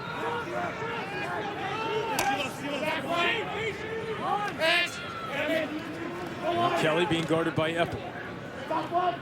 Again, I don't remember a shot clock being put on, so the refs have established that tone, so to speak, of allowing the offense's chance to probe the defenses and create offense.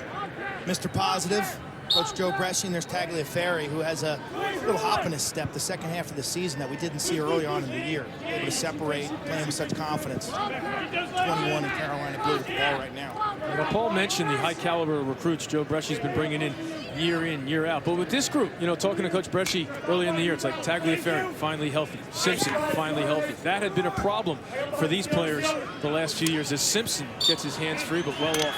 This is a roster with 20 Under Armour All-Americans on it. Okay. How many does Loyola and Towson have? Notre Dame has 10. Yesterday's game between Navy and Brown, 0 combined on both teams. This game's got 30. 20 of them are on that heel side. So there's a ton of talent over there. And that's why they can fight this 10-man ride, too. They have athletes in the middle of the field, so when Notre Dame puts the press on it, they got the midfielders who can run away. They do it themselves. So there's an interception there, but look, Apple comes up with it. Great ride there to slow down the clear. Goldstock's hurt. In the middle of the field, Goldstock slowly gets up. Now Collins throws it ahead. Stop me if you've heard me say this before, but if ever Notre Dame needed a goal, it was now. Step down opportunity, and they get one. Win ends the drought. They slide the shots and give up a shot to the attackman Win. So the Irish with a breath. A little bit of early offense before the D is set. Shantz carries in. Ultra-talented freshman who's logged a lot of miles. He curls top side. You get the adjacent step down by 30 right there. Not a great double team by Carolina's defense. And Wynn makes him pay. I mean, you think about the skill set between a guy like Mikey Wynn and Shantz, and that's just a poor decision defensively. Go inside the helmet on the sophomore out of Maryland. We saw his father played lacrosse at Salisbury. His mom, a field hockey standout at Salisbury. Set a freshman record for goals at Notre Dame with 33. He's tacked on 2 here now in his sophomore year to make it 38. Now the ball comes out. Kelly's got a step. He makes a quality ground ball with Sexton all over. Now he heads upfield. Sexton giving chase, but he's not going to track him down as he gets it to Jazokis. So again, this is where you have no shot at a run if you're Notre Dame, because you're going to have to wait forever to get the ball back. Stephen Kelly coming in this game. We talked about him in the open as a catalyst, as an energy guy. He's relentless. 58% as a face-off winner. 102 ground balls coming into this game, and only 4 turnovers. Got a whistle. Got some sort of call here away from the ball. Timmy, you're on. Hey, hey! NASCAR. What are we in? Didn't see a flag. Maybe we'll get a call sometime today. No idea why the play was stopped.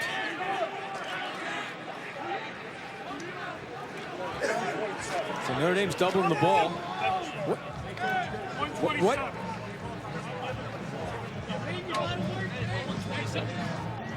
So we have some clock issues, which allows Notre Dame to take Doss out of the net. So Notre Dame's going to double the ball here in the 3rd quarter.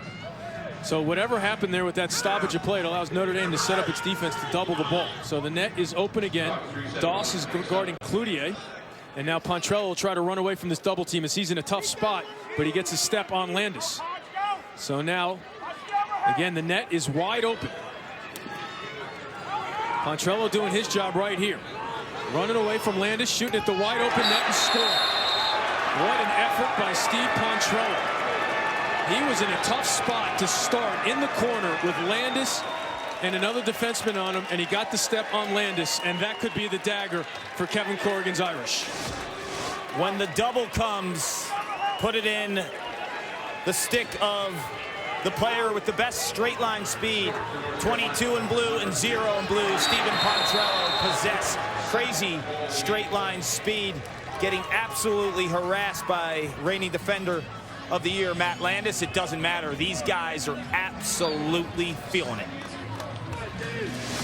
His older brother Nico won a national championship in 2012 for Loyola, so I'm sure the Pontrello family might stick around and watch the second game. And, you know, he was a standout as a freshman, a big-time recruit. He was banged up, but he had 6 goals earlier this year in that win against Duke we talked about.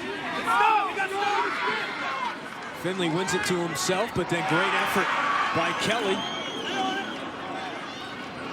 And Canna comes up with it for North Carolina.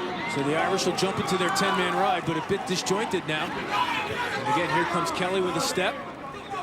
And he gets pushed out of bounds. How do you not call him stepping out of bounds? I mean, these refs, how'd you miss that? Either it's a push with possession or he went out of bounds. Kelly's an absolute animal. This kid is emptying the tank.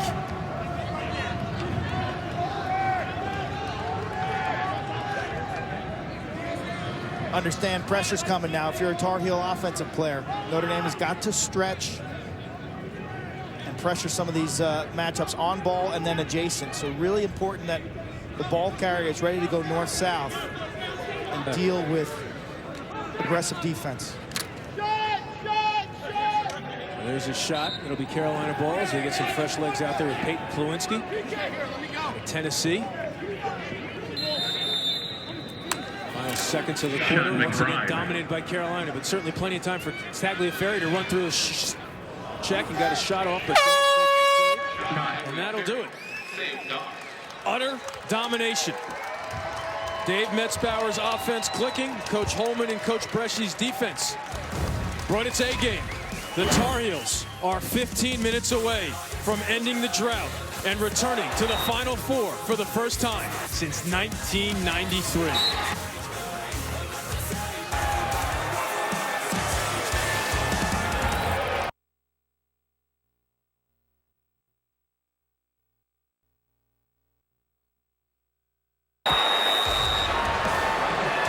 About an hour and 50 minutes ago, came on the air and said we were in store for a white knuckler and a close one. When these two teams meet, it always goes down to the wire. North Carolina has flipped the script here on history and the Fighting Irish, and there you see Joe Bresci's history at his alma mater in the postseason. And look, he hasn't run away from it. He knows why he was hired by his alma mater after a great start here to his coaching career with the Buckeyes. He knows the history, and he said it's the elephant in the corner. We can't not talk about it. I think I made about 3 negatives in there. Yeah, but talking to Coach and his staff this week, though, I sensed that he was really at peace with this team and that they had overachieved and that they were just enjoying the moment, enjoying a week of practice, that they were going to come out and play their brand of game. And conversely, you got to wonder what has happened to Notre Dame. This is like beyond an atrocious performance from a team that has been very good all season long. And even in defeat this year, they have scrapped and compete, and they've looked like themselves. Maybe things haven't gone their way. This is way out of character for them. And in the postseason, they've lost games, but they've never laid an egg like this. I mean, credit North Carolina for taking Notre Dame's identity away from them. You know, you mentioned these two teams, the rivalry. It is a culture clash. I mean, this Notre Dame team, and Joe Bresci gets the timeout. In overtime to Denver. They lose, you know, in the comeback game against North Carolina.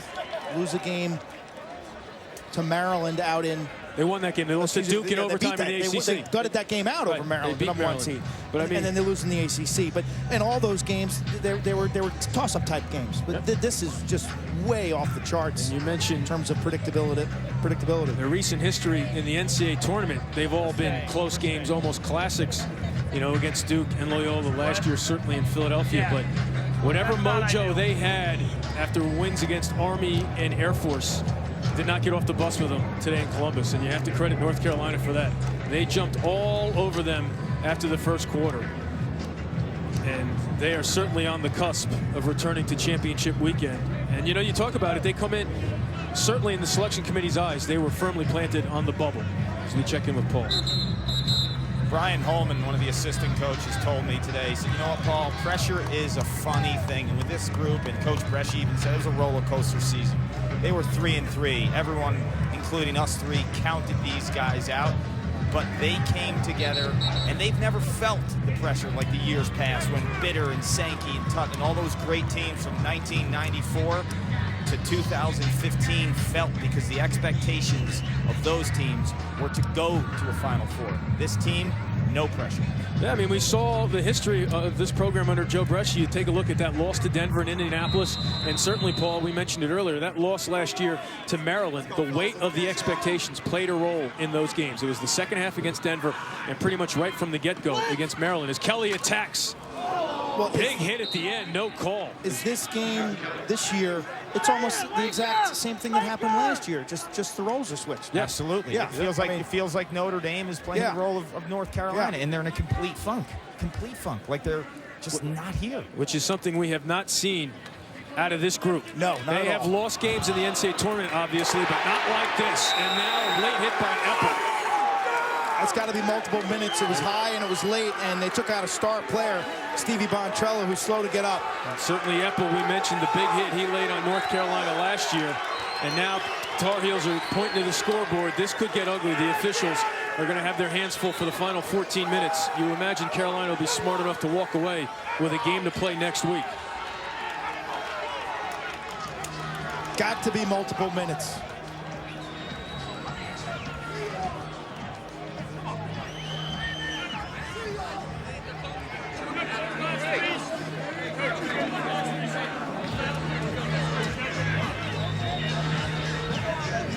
All right, we got 2 fouls here. First foul. Legal body check to the head. 2 minutes, full time. Yeah, let's sportsmanlike. Blue. 1 minute, full time. That was a dead ball foul. It will be white ball. Wow, a tough break against North Carolina. They lost their composure there. So someone must have said something. Joe Brescia's not going to like this explanation at all. It's not going to matter. It's a 9-goal game. But here's the hit by Epple. Well, Cloutier looks for revenge. That's pretty rough and late. Cloutier comes over and then gets in his face. Watch it again. Great pick. Shots can't keep up. The hit's high and late. And then you see left side of your screen, there's Simpson and Cloutier, the two Canadians. So you stick up for your teammate, but since it's a dead ball, you give Notre Dame the ball. Paul. Retaliation, the last guy to act. His team suffers. So Cloutier was the last guy to act. Perkovic has the ball. We're 5-on-5 right now, all even for a minute. But the Notre Dame penalty is 2 minutes. So eventually North Carolina will be extra man in 1 minute. So Brian Abbott and this crew better gain control, because we mentioned the history. And Notre Dame's getting frustrated, and Perkovic can't find the net.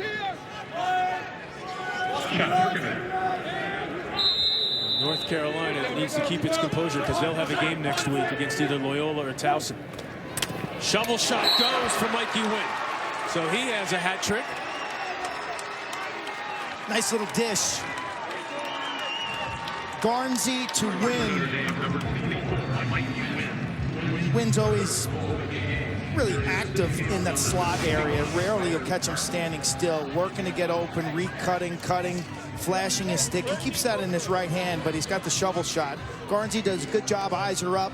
He's seeing the inside, and Wynn beats his defender to a spot and converts. Now let's go back to Paul's point, which makes this a huge face-off, because if North Carolina wins it, they'll have the ball and be an extra man when the first penalty is released on them. Epple, non-releasable, and for 2 minutes. So Finley, this is a huge face-off right now in a 12-4 game, because if Kelly wins it, it'll set up the extra man for North Carolina. Kelly keeps it down on the rug. Finley tackles him. No call for now. Kelly, now we got a call. And it goes against Notre Dame. So now Carolina can hold on to it.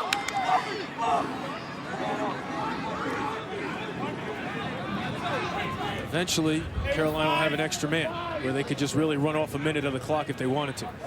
Notre Dame players are getting their money's worth on these picks. If you want to set a pick right now for North Carolina, you better be ready to pay the price. Certainly, North Carolina doesn't have to do anything with the ball here. The penalty will be released, and you can't get hit with the shot clock. So if North Carolina wants to just take a minute off the clock, they can. If they want to attack, obviously, and run their extra man, they can. See how they play this. This is an interesting dilemma for a coach. I think the minute's more a little more settling valuable. everything down, to your point, and yes. Yeah. At least run off 40 and maybe go live the last 20 seconds. Now, again, Notre Dame, you're down by 8. You can't exactly just sit back and let 40 seconds come off the clock. They're in their play right now. They're live.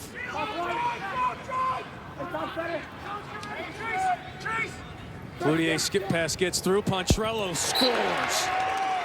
What a second half for Steve Pontrello. 4 straight goals for the South Jersey product. For North Carolina. Cloutier was the man in the box when he retaliated. Coach Bresci was not thrilled with 45 in blue, but he comes back and answers with an absolute money pass cross crease to a wide open Pontrello. You make that pass, you're on the doorstep.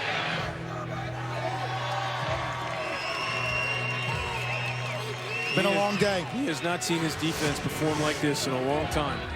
Cloutier now has 6 points, 3 goals, and 3 assists. And again, non-releasable, so Carolina's still a man up. So Kelly can win this face-off for 23 seconds. Really put the stranglehold on this ballgame.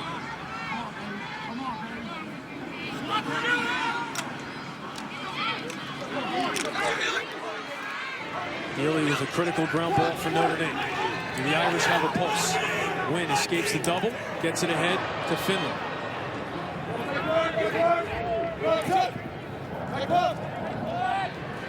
Kavanaugh. Notre Dame returns to full strength. When was the last time Matt Kavanaugh had the ball in this ballgame? See Jizokis ready to pounce on the double, and a clean takeaway by the All-American who's about to return home and play in the Final Four in Philadelphia. About as clean a takeaway as you can get against an All-American. Now they'll shovel it ahead to Bedard. Perkovic will try to keep him out of the box, but to no avail, and he gets by Mendes.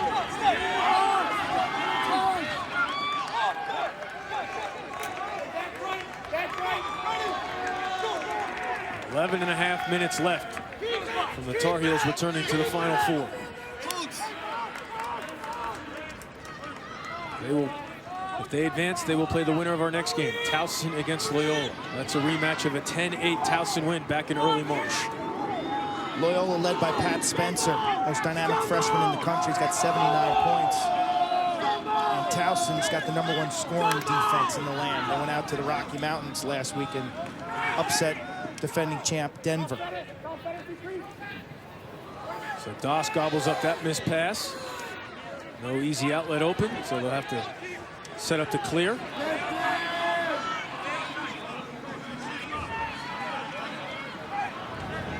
Now Notre Dame gets it in the box.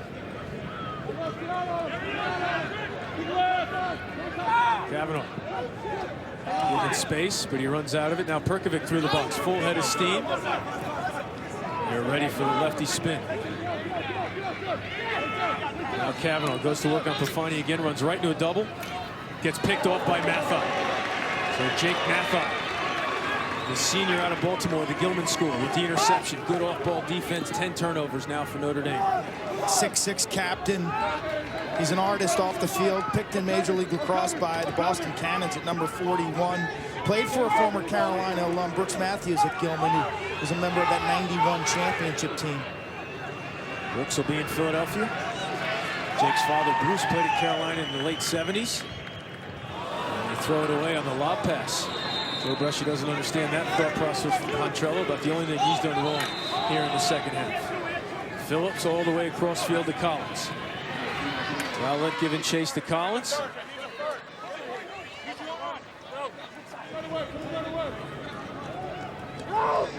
Trolley's got Riccardi. Riccardi comes in, doesn't pull the trigger.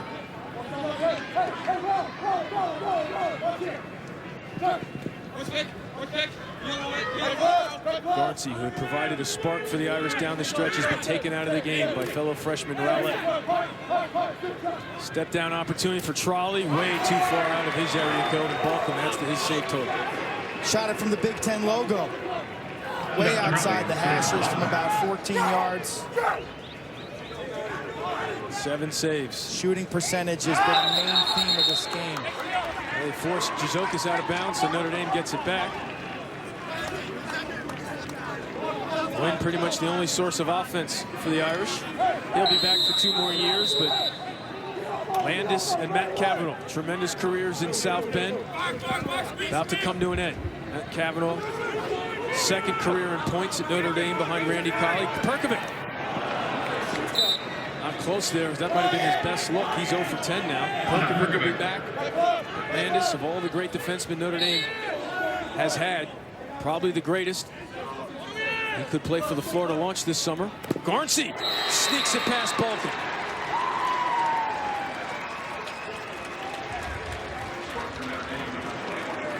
All right, you play this one out now. A goal a minute is kind of the rough guide. It's doable. It's feasible. And that's how you got to treat it if you're a Fighting Irish player or fan. Garnsey leaning in. He's got a certain hitch in his step, a certain flair. You never know where a massive comeback starts. Maybe that was it, but 8:40 to go, 8-goal differential. It's still very possible. Problem is Stephen Kelly's doing pretty well at the X, so you might not get any of those quick goals. But Finley, throughout his career, has been able to create offense for himself. Also tough to do with 2 poles on the wings. Unless you're Brown, right?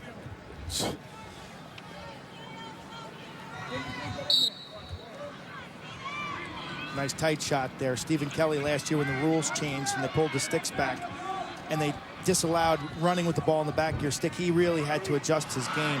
Now Landis with a step. Here comes Landis in transition. Landis is going to shoot. High off the bounce, and he gets hit. No flag. Notre Dame bench can't believe it as Landis is sprawled out. We didn't see it because I was following the shot. But certainly if you're Notre Dame and Epple got 2 minutes non-releasable for a hit, you're wondering how come no flag out there. But again, I did not see it. It's a scenario where this shooter is very vulnerable. Now obviously Landis puts the green light on and he heads to the goal. That's a good hit. Shoulder to shoulder. That's clean. That is a super textbook hit right to the body. Man, Rowlett he's going to be quite a player. 33 in Carolina blue, man. That you swiveled his hips. He used the shoulder to shoulder. He didn't follow up as a cross check. Didn't use the crown of his helmet. It's the second time he depleted someone today. Kid is a beast, man. Leads the team and caused turnovers. It's good to see Matt Landis. You wonder if he is unable to return. What a career he has had for Notre Dame. The Defenseman of the Year last year, will probably win that award again this year. A Tewaaraton Award finalist. As I mentioned, will play for the Florida Launch. Has a job already lined up in the world of finance. A scholarship award winner from the ACC, the Weaver James Corrigan Award, a graduate school scholarship named after the first 3 ACC commissioners. So in South Bend, he got it done on the lacrosse field and in the classroom, but it looks like his Notre Dame career could be over unless the Irish can pull off a miracle here in Columbus. It's a real shame. Matt Landis didn't start playing lacrosse until he was in 8th grade. I'd always dreamed of playing college football. Got some recruiting offers from the Ivy League football teams, but rapidly he became a primetime recruit, and his career, the most heralded defender in Notre Dame lacrosse history. Had a chance to play for the Hudson Valley Empire State team, where he was coached by Timmy Scher, the great All-American for Jack Emmer at Washington and Lee, who really taught him the position, and Balcom's just seen it well out of the stick of Perkovic. Perkovic settling, but Balcom is standing tall as well. Now Bedard gets bounced around a little bit, but holds on to it. Mathai, one extra pass. The net was open, but they decide time's more precious now than an extra goal. Keep it hot. Keep it hot. Coverage of the NCAA championships continues with the NCAA men's lacrosse semifinal games on May 28th at noon and 2:30 Eastern on ESPN2. For more information, log on to NCAA.com, the official online home for all 90 NCAA championships. So the Big Ten will be represented in Philadelphia, as will the Ivy League. We knew the ACC would be. Will it be the Patriot League in Loyola or the Colonial Athletic Association and Towson? That'll be next here from Ohio. It's the Carolina team's ability to hit the reset button this year in the face of some pretty, upsetting defeats. When you lose to Hofstra and UMass early in the year, and then you go up to the Dome and really lay an egg in a 13-7 loss. You show up the ACC tournament and can't get to double-digit goals, but every time they've gone back to work and they've come back and somehow clean the slate. Shot clock on. Cloutier gets held up, so 30 seconds to shoot for Pontrello and the Tar Heels. Quint, you bring up an interesting point. Whenever you think, all right, Carolina's playing well and feeling it, they never are the same team. They're never the same team 2 weeks in a row. So right now, clearly their best performance of the year. How will they bounce back next week? But they'll worry about that on the bus ride home. Bodes well for Loyola or Towson, I guess. But they'll worry about that next week. Pontrello can't pick it up. And there's a shot clock violation, so Notre Dame gets it back. Now Perkovic.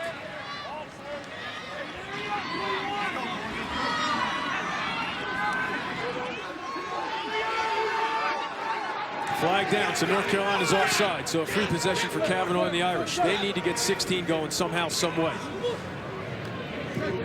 We have seen him get going in bunches. Kavanaugh makes the catch. What a save by Balcom! And he lets Kavanaugh know about it. What a stop by Brian Balcom on the All-American. 9 saves here in the afternoon, but the Irish are about to be an extra man.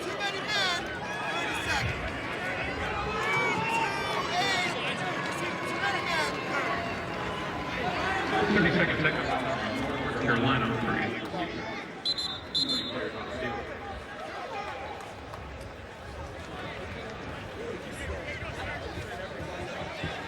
Tell me the penalty again.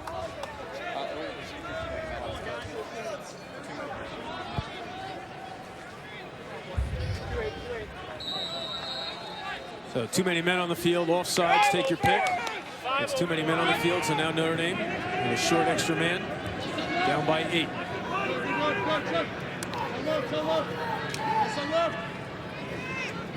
Perkovic decides not to pull the trigger. Skip pass gets through to Collins. He'll score.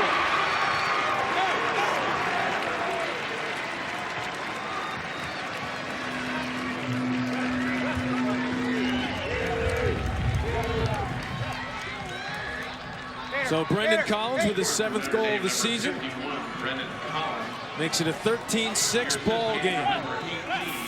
So Notre Dame takes advantage of the extra man, but is it much too little, much too late? Carolina up big with 5:14 to play in Columbus.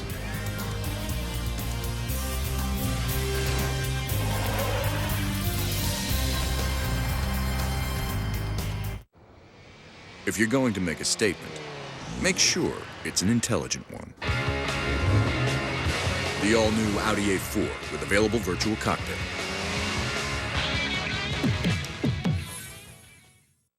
The new Subway carved turkey and bacon sandwich. What are you most thankful for in that sandwich? The carved turkey, quality turkey. It's delicious. You want to go halvesies on this? Halvesies? That's a Thanksgiving tradition. The new carved turkey and bacon sandwich. It's day after Thanksgiving good. Subway, fresh is what we do. And here's your forecast. We've got the best travel conditions of the year. People are staying twice and getting $100 in Wyndham Rewards gift cards. Stay twice and get $100 in Wyndham Rewards gift cards and save up to 25%. It's more than a network and the cloud. It's reliable uptime and multi-layered security. It's how you stay connected to each other and to your customers. With CenturyLink, you get advanced technology solutions, including an industry-leading broadband network and cloud and hosting services, all with dedicated, responsive support. With CenturyLink as your trusted technology partner, you're free to focus on growing your business. CenturyLink, your link to what's next. It's true what they say. Technology moves faster than ever. The all-new Audi A4 with Apple CarPlay integration.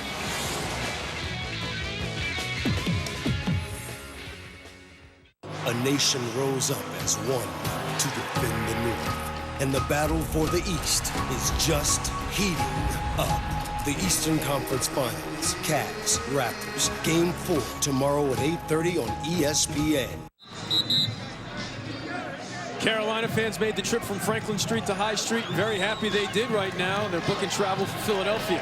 As now it's time for the Pick You Up moment of the game, brought to you by Enterprise Rent-A-Car and a SportsCenter 10 nominee to boot. Pontrello and Chris Cloutier over the shoulder. The big lefty leans in, plants his feet. Whoop. Sophomore out of the Hill Academy, coached by Brody Merrill. Lefty in tight spaces, a finisher. So now Notre Dame will put in the 10-man ride if they lose this faceoff, but remember, they're going to work without Landis, so Jack Sheridan out there close. Healy on one of the wings, Sexton on the other for P.J. Finley.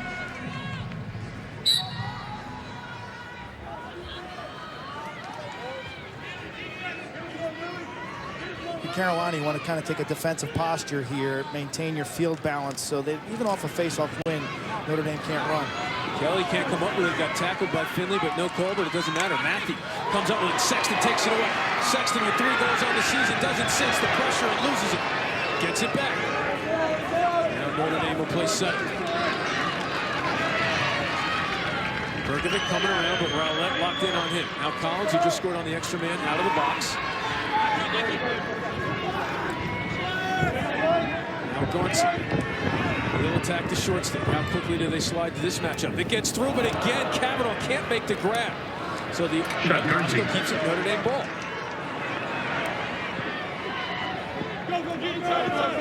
Time, obviously, the enemy of the Irish right now. Wynn shoots and scores. Somehow he sneaks that past Balcom high. So Wynn gets his 4th of the game, and it's a 6-goal Carolina lead.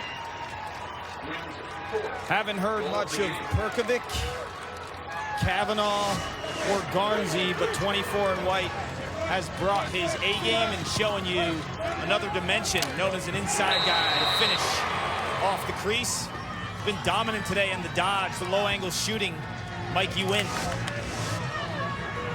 Carolina has to make like one more play and they win this ball game. You know, one more ground ball, one more possession, and this thing's over. That was the situation for Notre Dame in Chapel Hill earlier this year, and they did it. Obviously, 5 goals is a lot different than 9.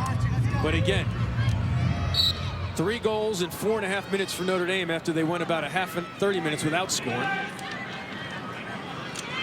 Now Kelly comes out with it. Over to Mathai. Dost comes out to start the 10-man ride. So the net is open again. Goldstock gets it in the box.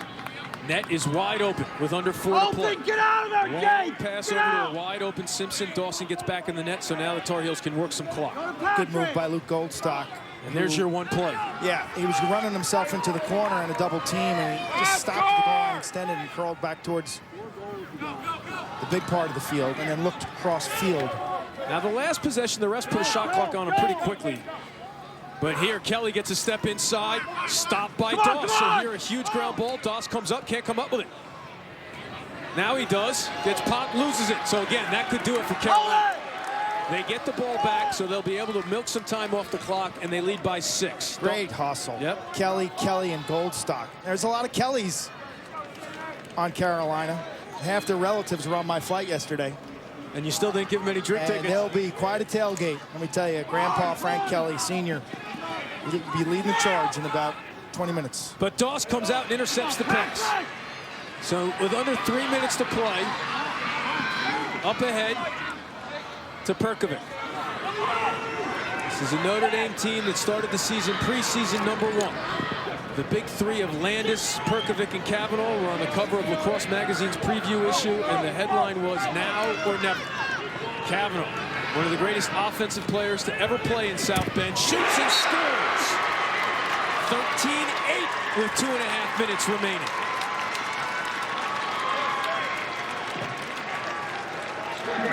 Four straight. Garnsey, Collins, Wynn, Kavanaugh. This kid's always been super tough, ability to take a hit. Denver Outlaws are getting a good one. What a career he has had in South Bend. Great off the ground. Tremendously clutch competitor. You know it had to kill him last year when he wasn't 100% down the stretch. Came back this year, felt good in the offseason and the preseason. Changed his role a little bit with the arrival of Garnsey and the emergence of Wynn, but now Notre Dame needs a face-off win. Kelly pushes it back. Kelly has just been tremendous, just like he was in the regular season game. Now Doss is out for the 10-man run. Rowlett throws it back to Balcom. You could take a failure to advance, but they almost throw it away, but now they do. Kavanaugh gets it back, Balcom in. They have Wynn wide open on the doorstep. Now Perkovic, time, room, he off the mark. Balcom might have gotten a piece, but Perkovic just not accurate today. And Joe Bresci takes a timeout, it looks like, to regroup. Yes, he does. He put his arms out to say, what are we doing, guys? What are we doing? We got to work back to the ball against their 10-man. Spread the field. Don't panic.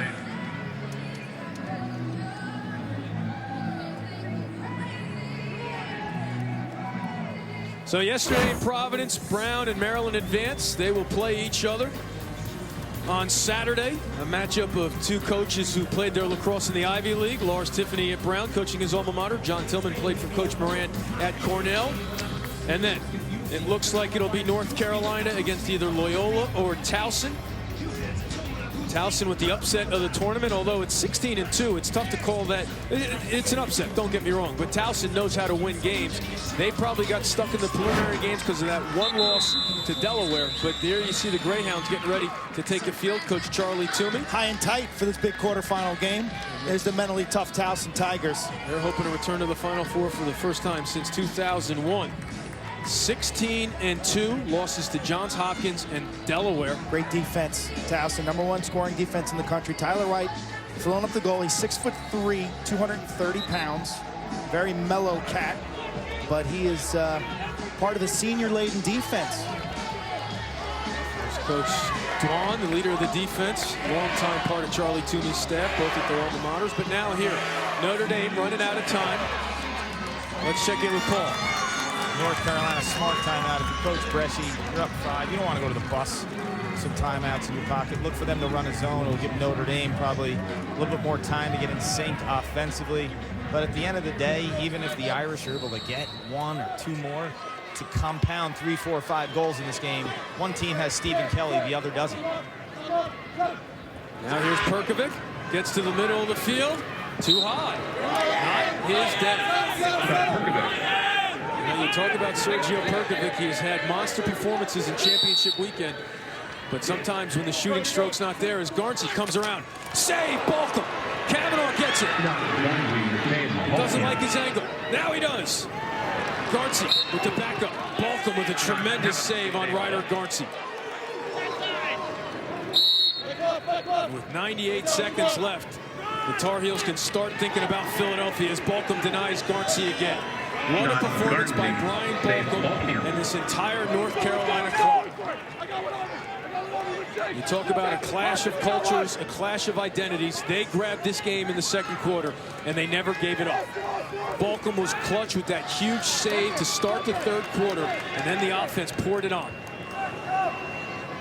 It was 2-2, and then an 8-0 run by the Tar Heels, and they're going back to championship weekend. And Quint, you know the history of this sport as well as anyone. Put that in perspective as Perkovic just gets denied again by Balcom, and you see the frustration settling in for Sergio Perkovic. He knows this season's coming to an end. 14 saves by Balcom. But when you played, this was one of the best programs, the elite program, to go that long without a Final Four appearance, and now to have that not be part of the story. They won titles in the early 80s, 81, 82.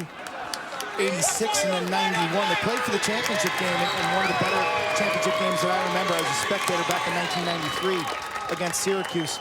0 for 8 in the quarterfinals. Kryptonite. I mean, the Ghosts.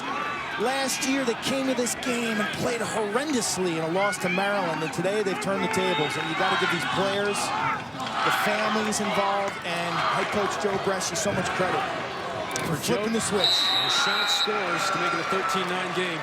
And for Joe Bresci to return to Columbus, where he started his head coaching career, and to bring his alma mater with him. He's not happy with the way this game's ending, which will give him something to talk about on Monday and Tuesday at practice. But in about 15 seconds of playing time, he's going to have a feeling that, you know, I can only imagine the feel of emotions he's going to have to return to this stadium and this city with his North Carolina Tar Heels and finally be away with never having to hear about when are you returning to championship weekend. You see the emotion. Starting to said he was eager to get back to his old neighborhood, see old employees here at Ohio State that he had worked with for years, and enjoy this moment with his whole family and the Carolina lacrosse family. A lot of Buckeyes in this town love Joe Bresci still. Nick Myers, the head coach, learned under him here at Ohio State. He started this program. They made a quarterfinal appearance, lost to Duke, and now North Carolina. The drought is over. The Tar Heels are returning to the Final Four.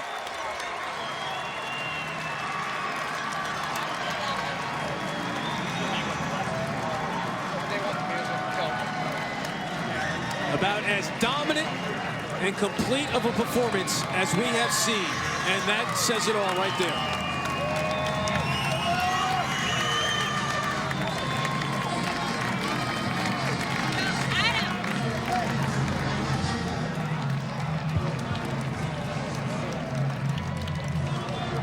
Steve Pontrello is our Capital One player of the game. He was awesome in the second half. 4 goals and 2 assists. You see him hugging Coach Dwan. His brother Nico played at Loyola. Let's send it down to Paul. Coach, Notre Dame's been 4 of the last 6 Final Fours. You were the underdog. What was the difference in this game? I mean, these guys, you know, nobody believed in them. And such great character guys. I'm so proud of them. I mean, I can't tell you how proud I am of these guys. Nobody believed in us. I appreciate all those who stuck with us for these years, and I'm so proud of them. And we'll see the '91 team in Philly. I don't even know where it is, Philly. You knew very well there was an elephant in your room for 24 years. Its name was 1993. What made you think it was possible with this team to go back to championship weekend? There's no pressure on them. They just went out and competed every week. We had a heart-to-heart after we were 3-3, and these guys are I love all of them. I mean, and they dedicated. You know, Patrick Kelly spoke at breakfast this morning and dedicated a game to my son. I'm so proud of them. I'm proud of all of them. Go Heels. Thank you. Thank you. Quint, you told us this week that you thought Carolina would play hard for their coach, and they did. When Joe Bresci was coach,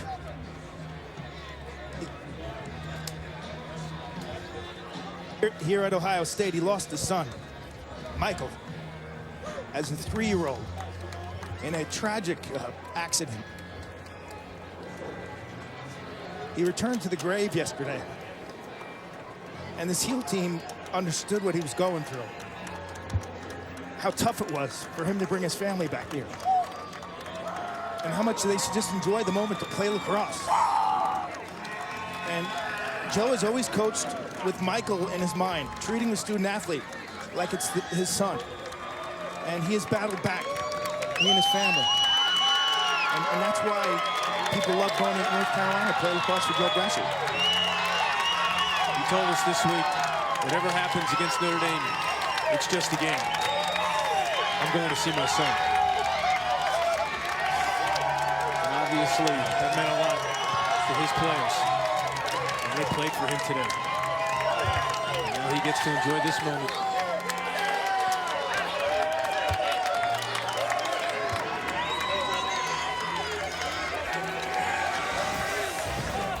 One spot left. Towson or Loyola. North Carolina is in. What a performance. Matt Cavanaugh's had a tremendous career for Notre Dame along with Matt Landis, but those careers are over.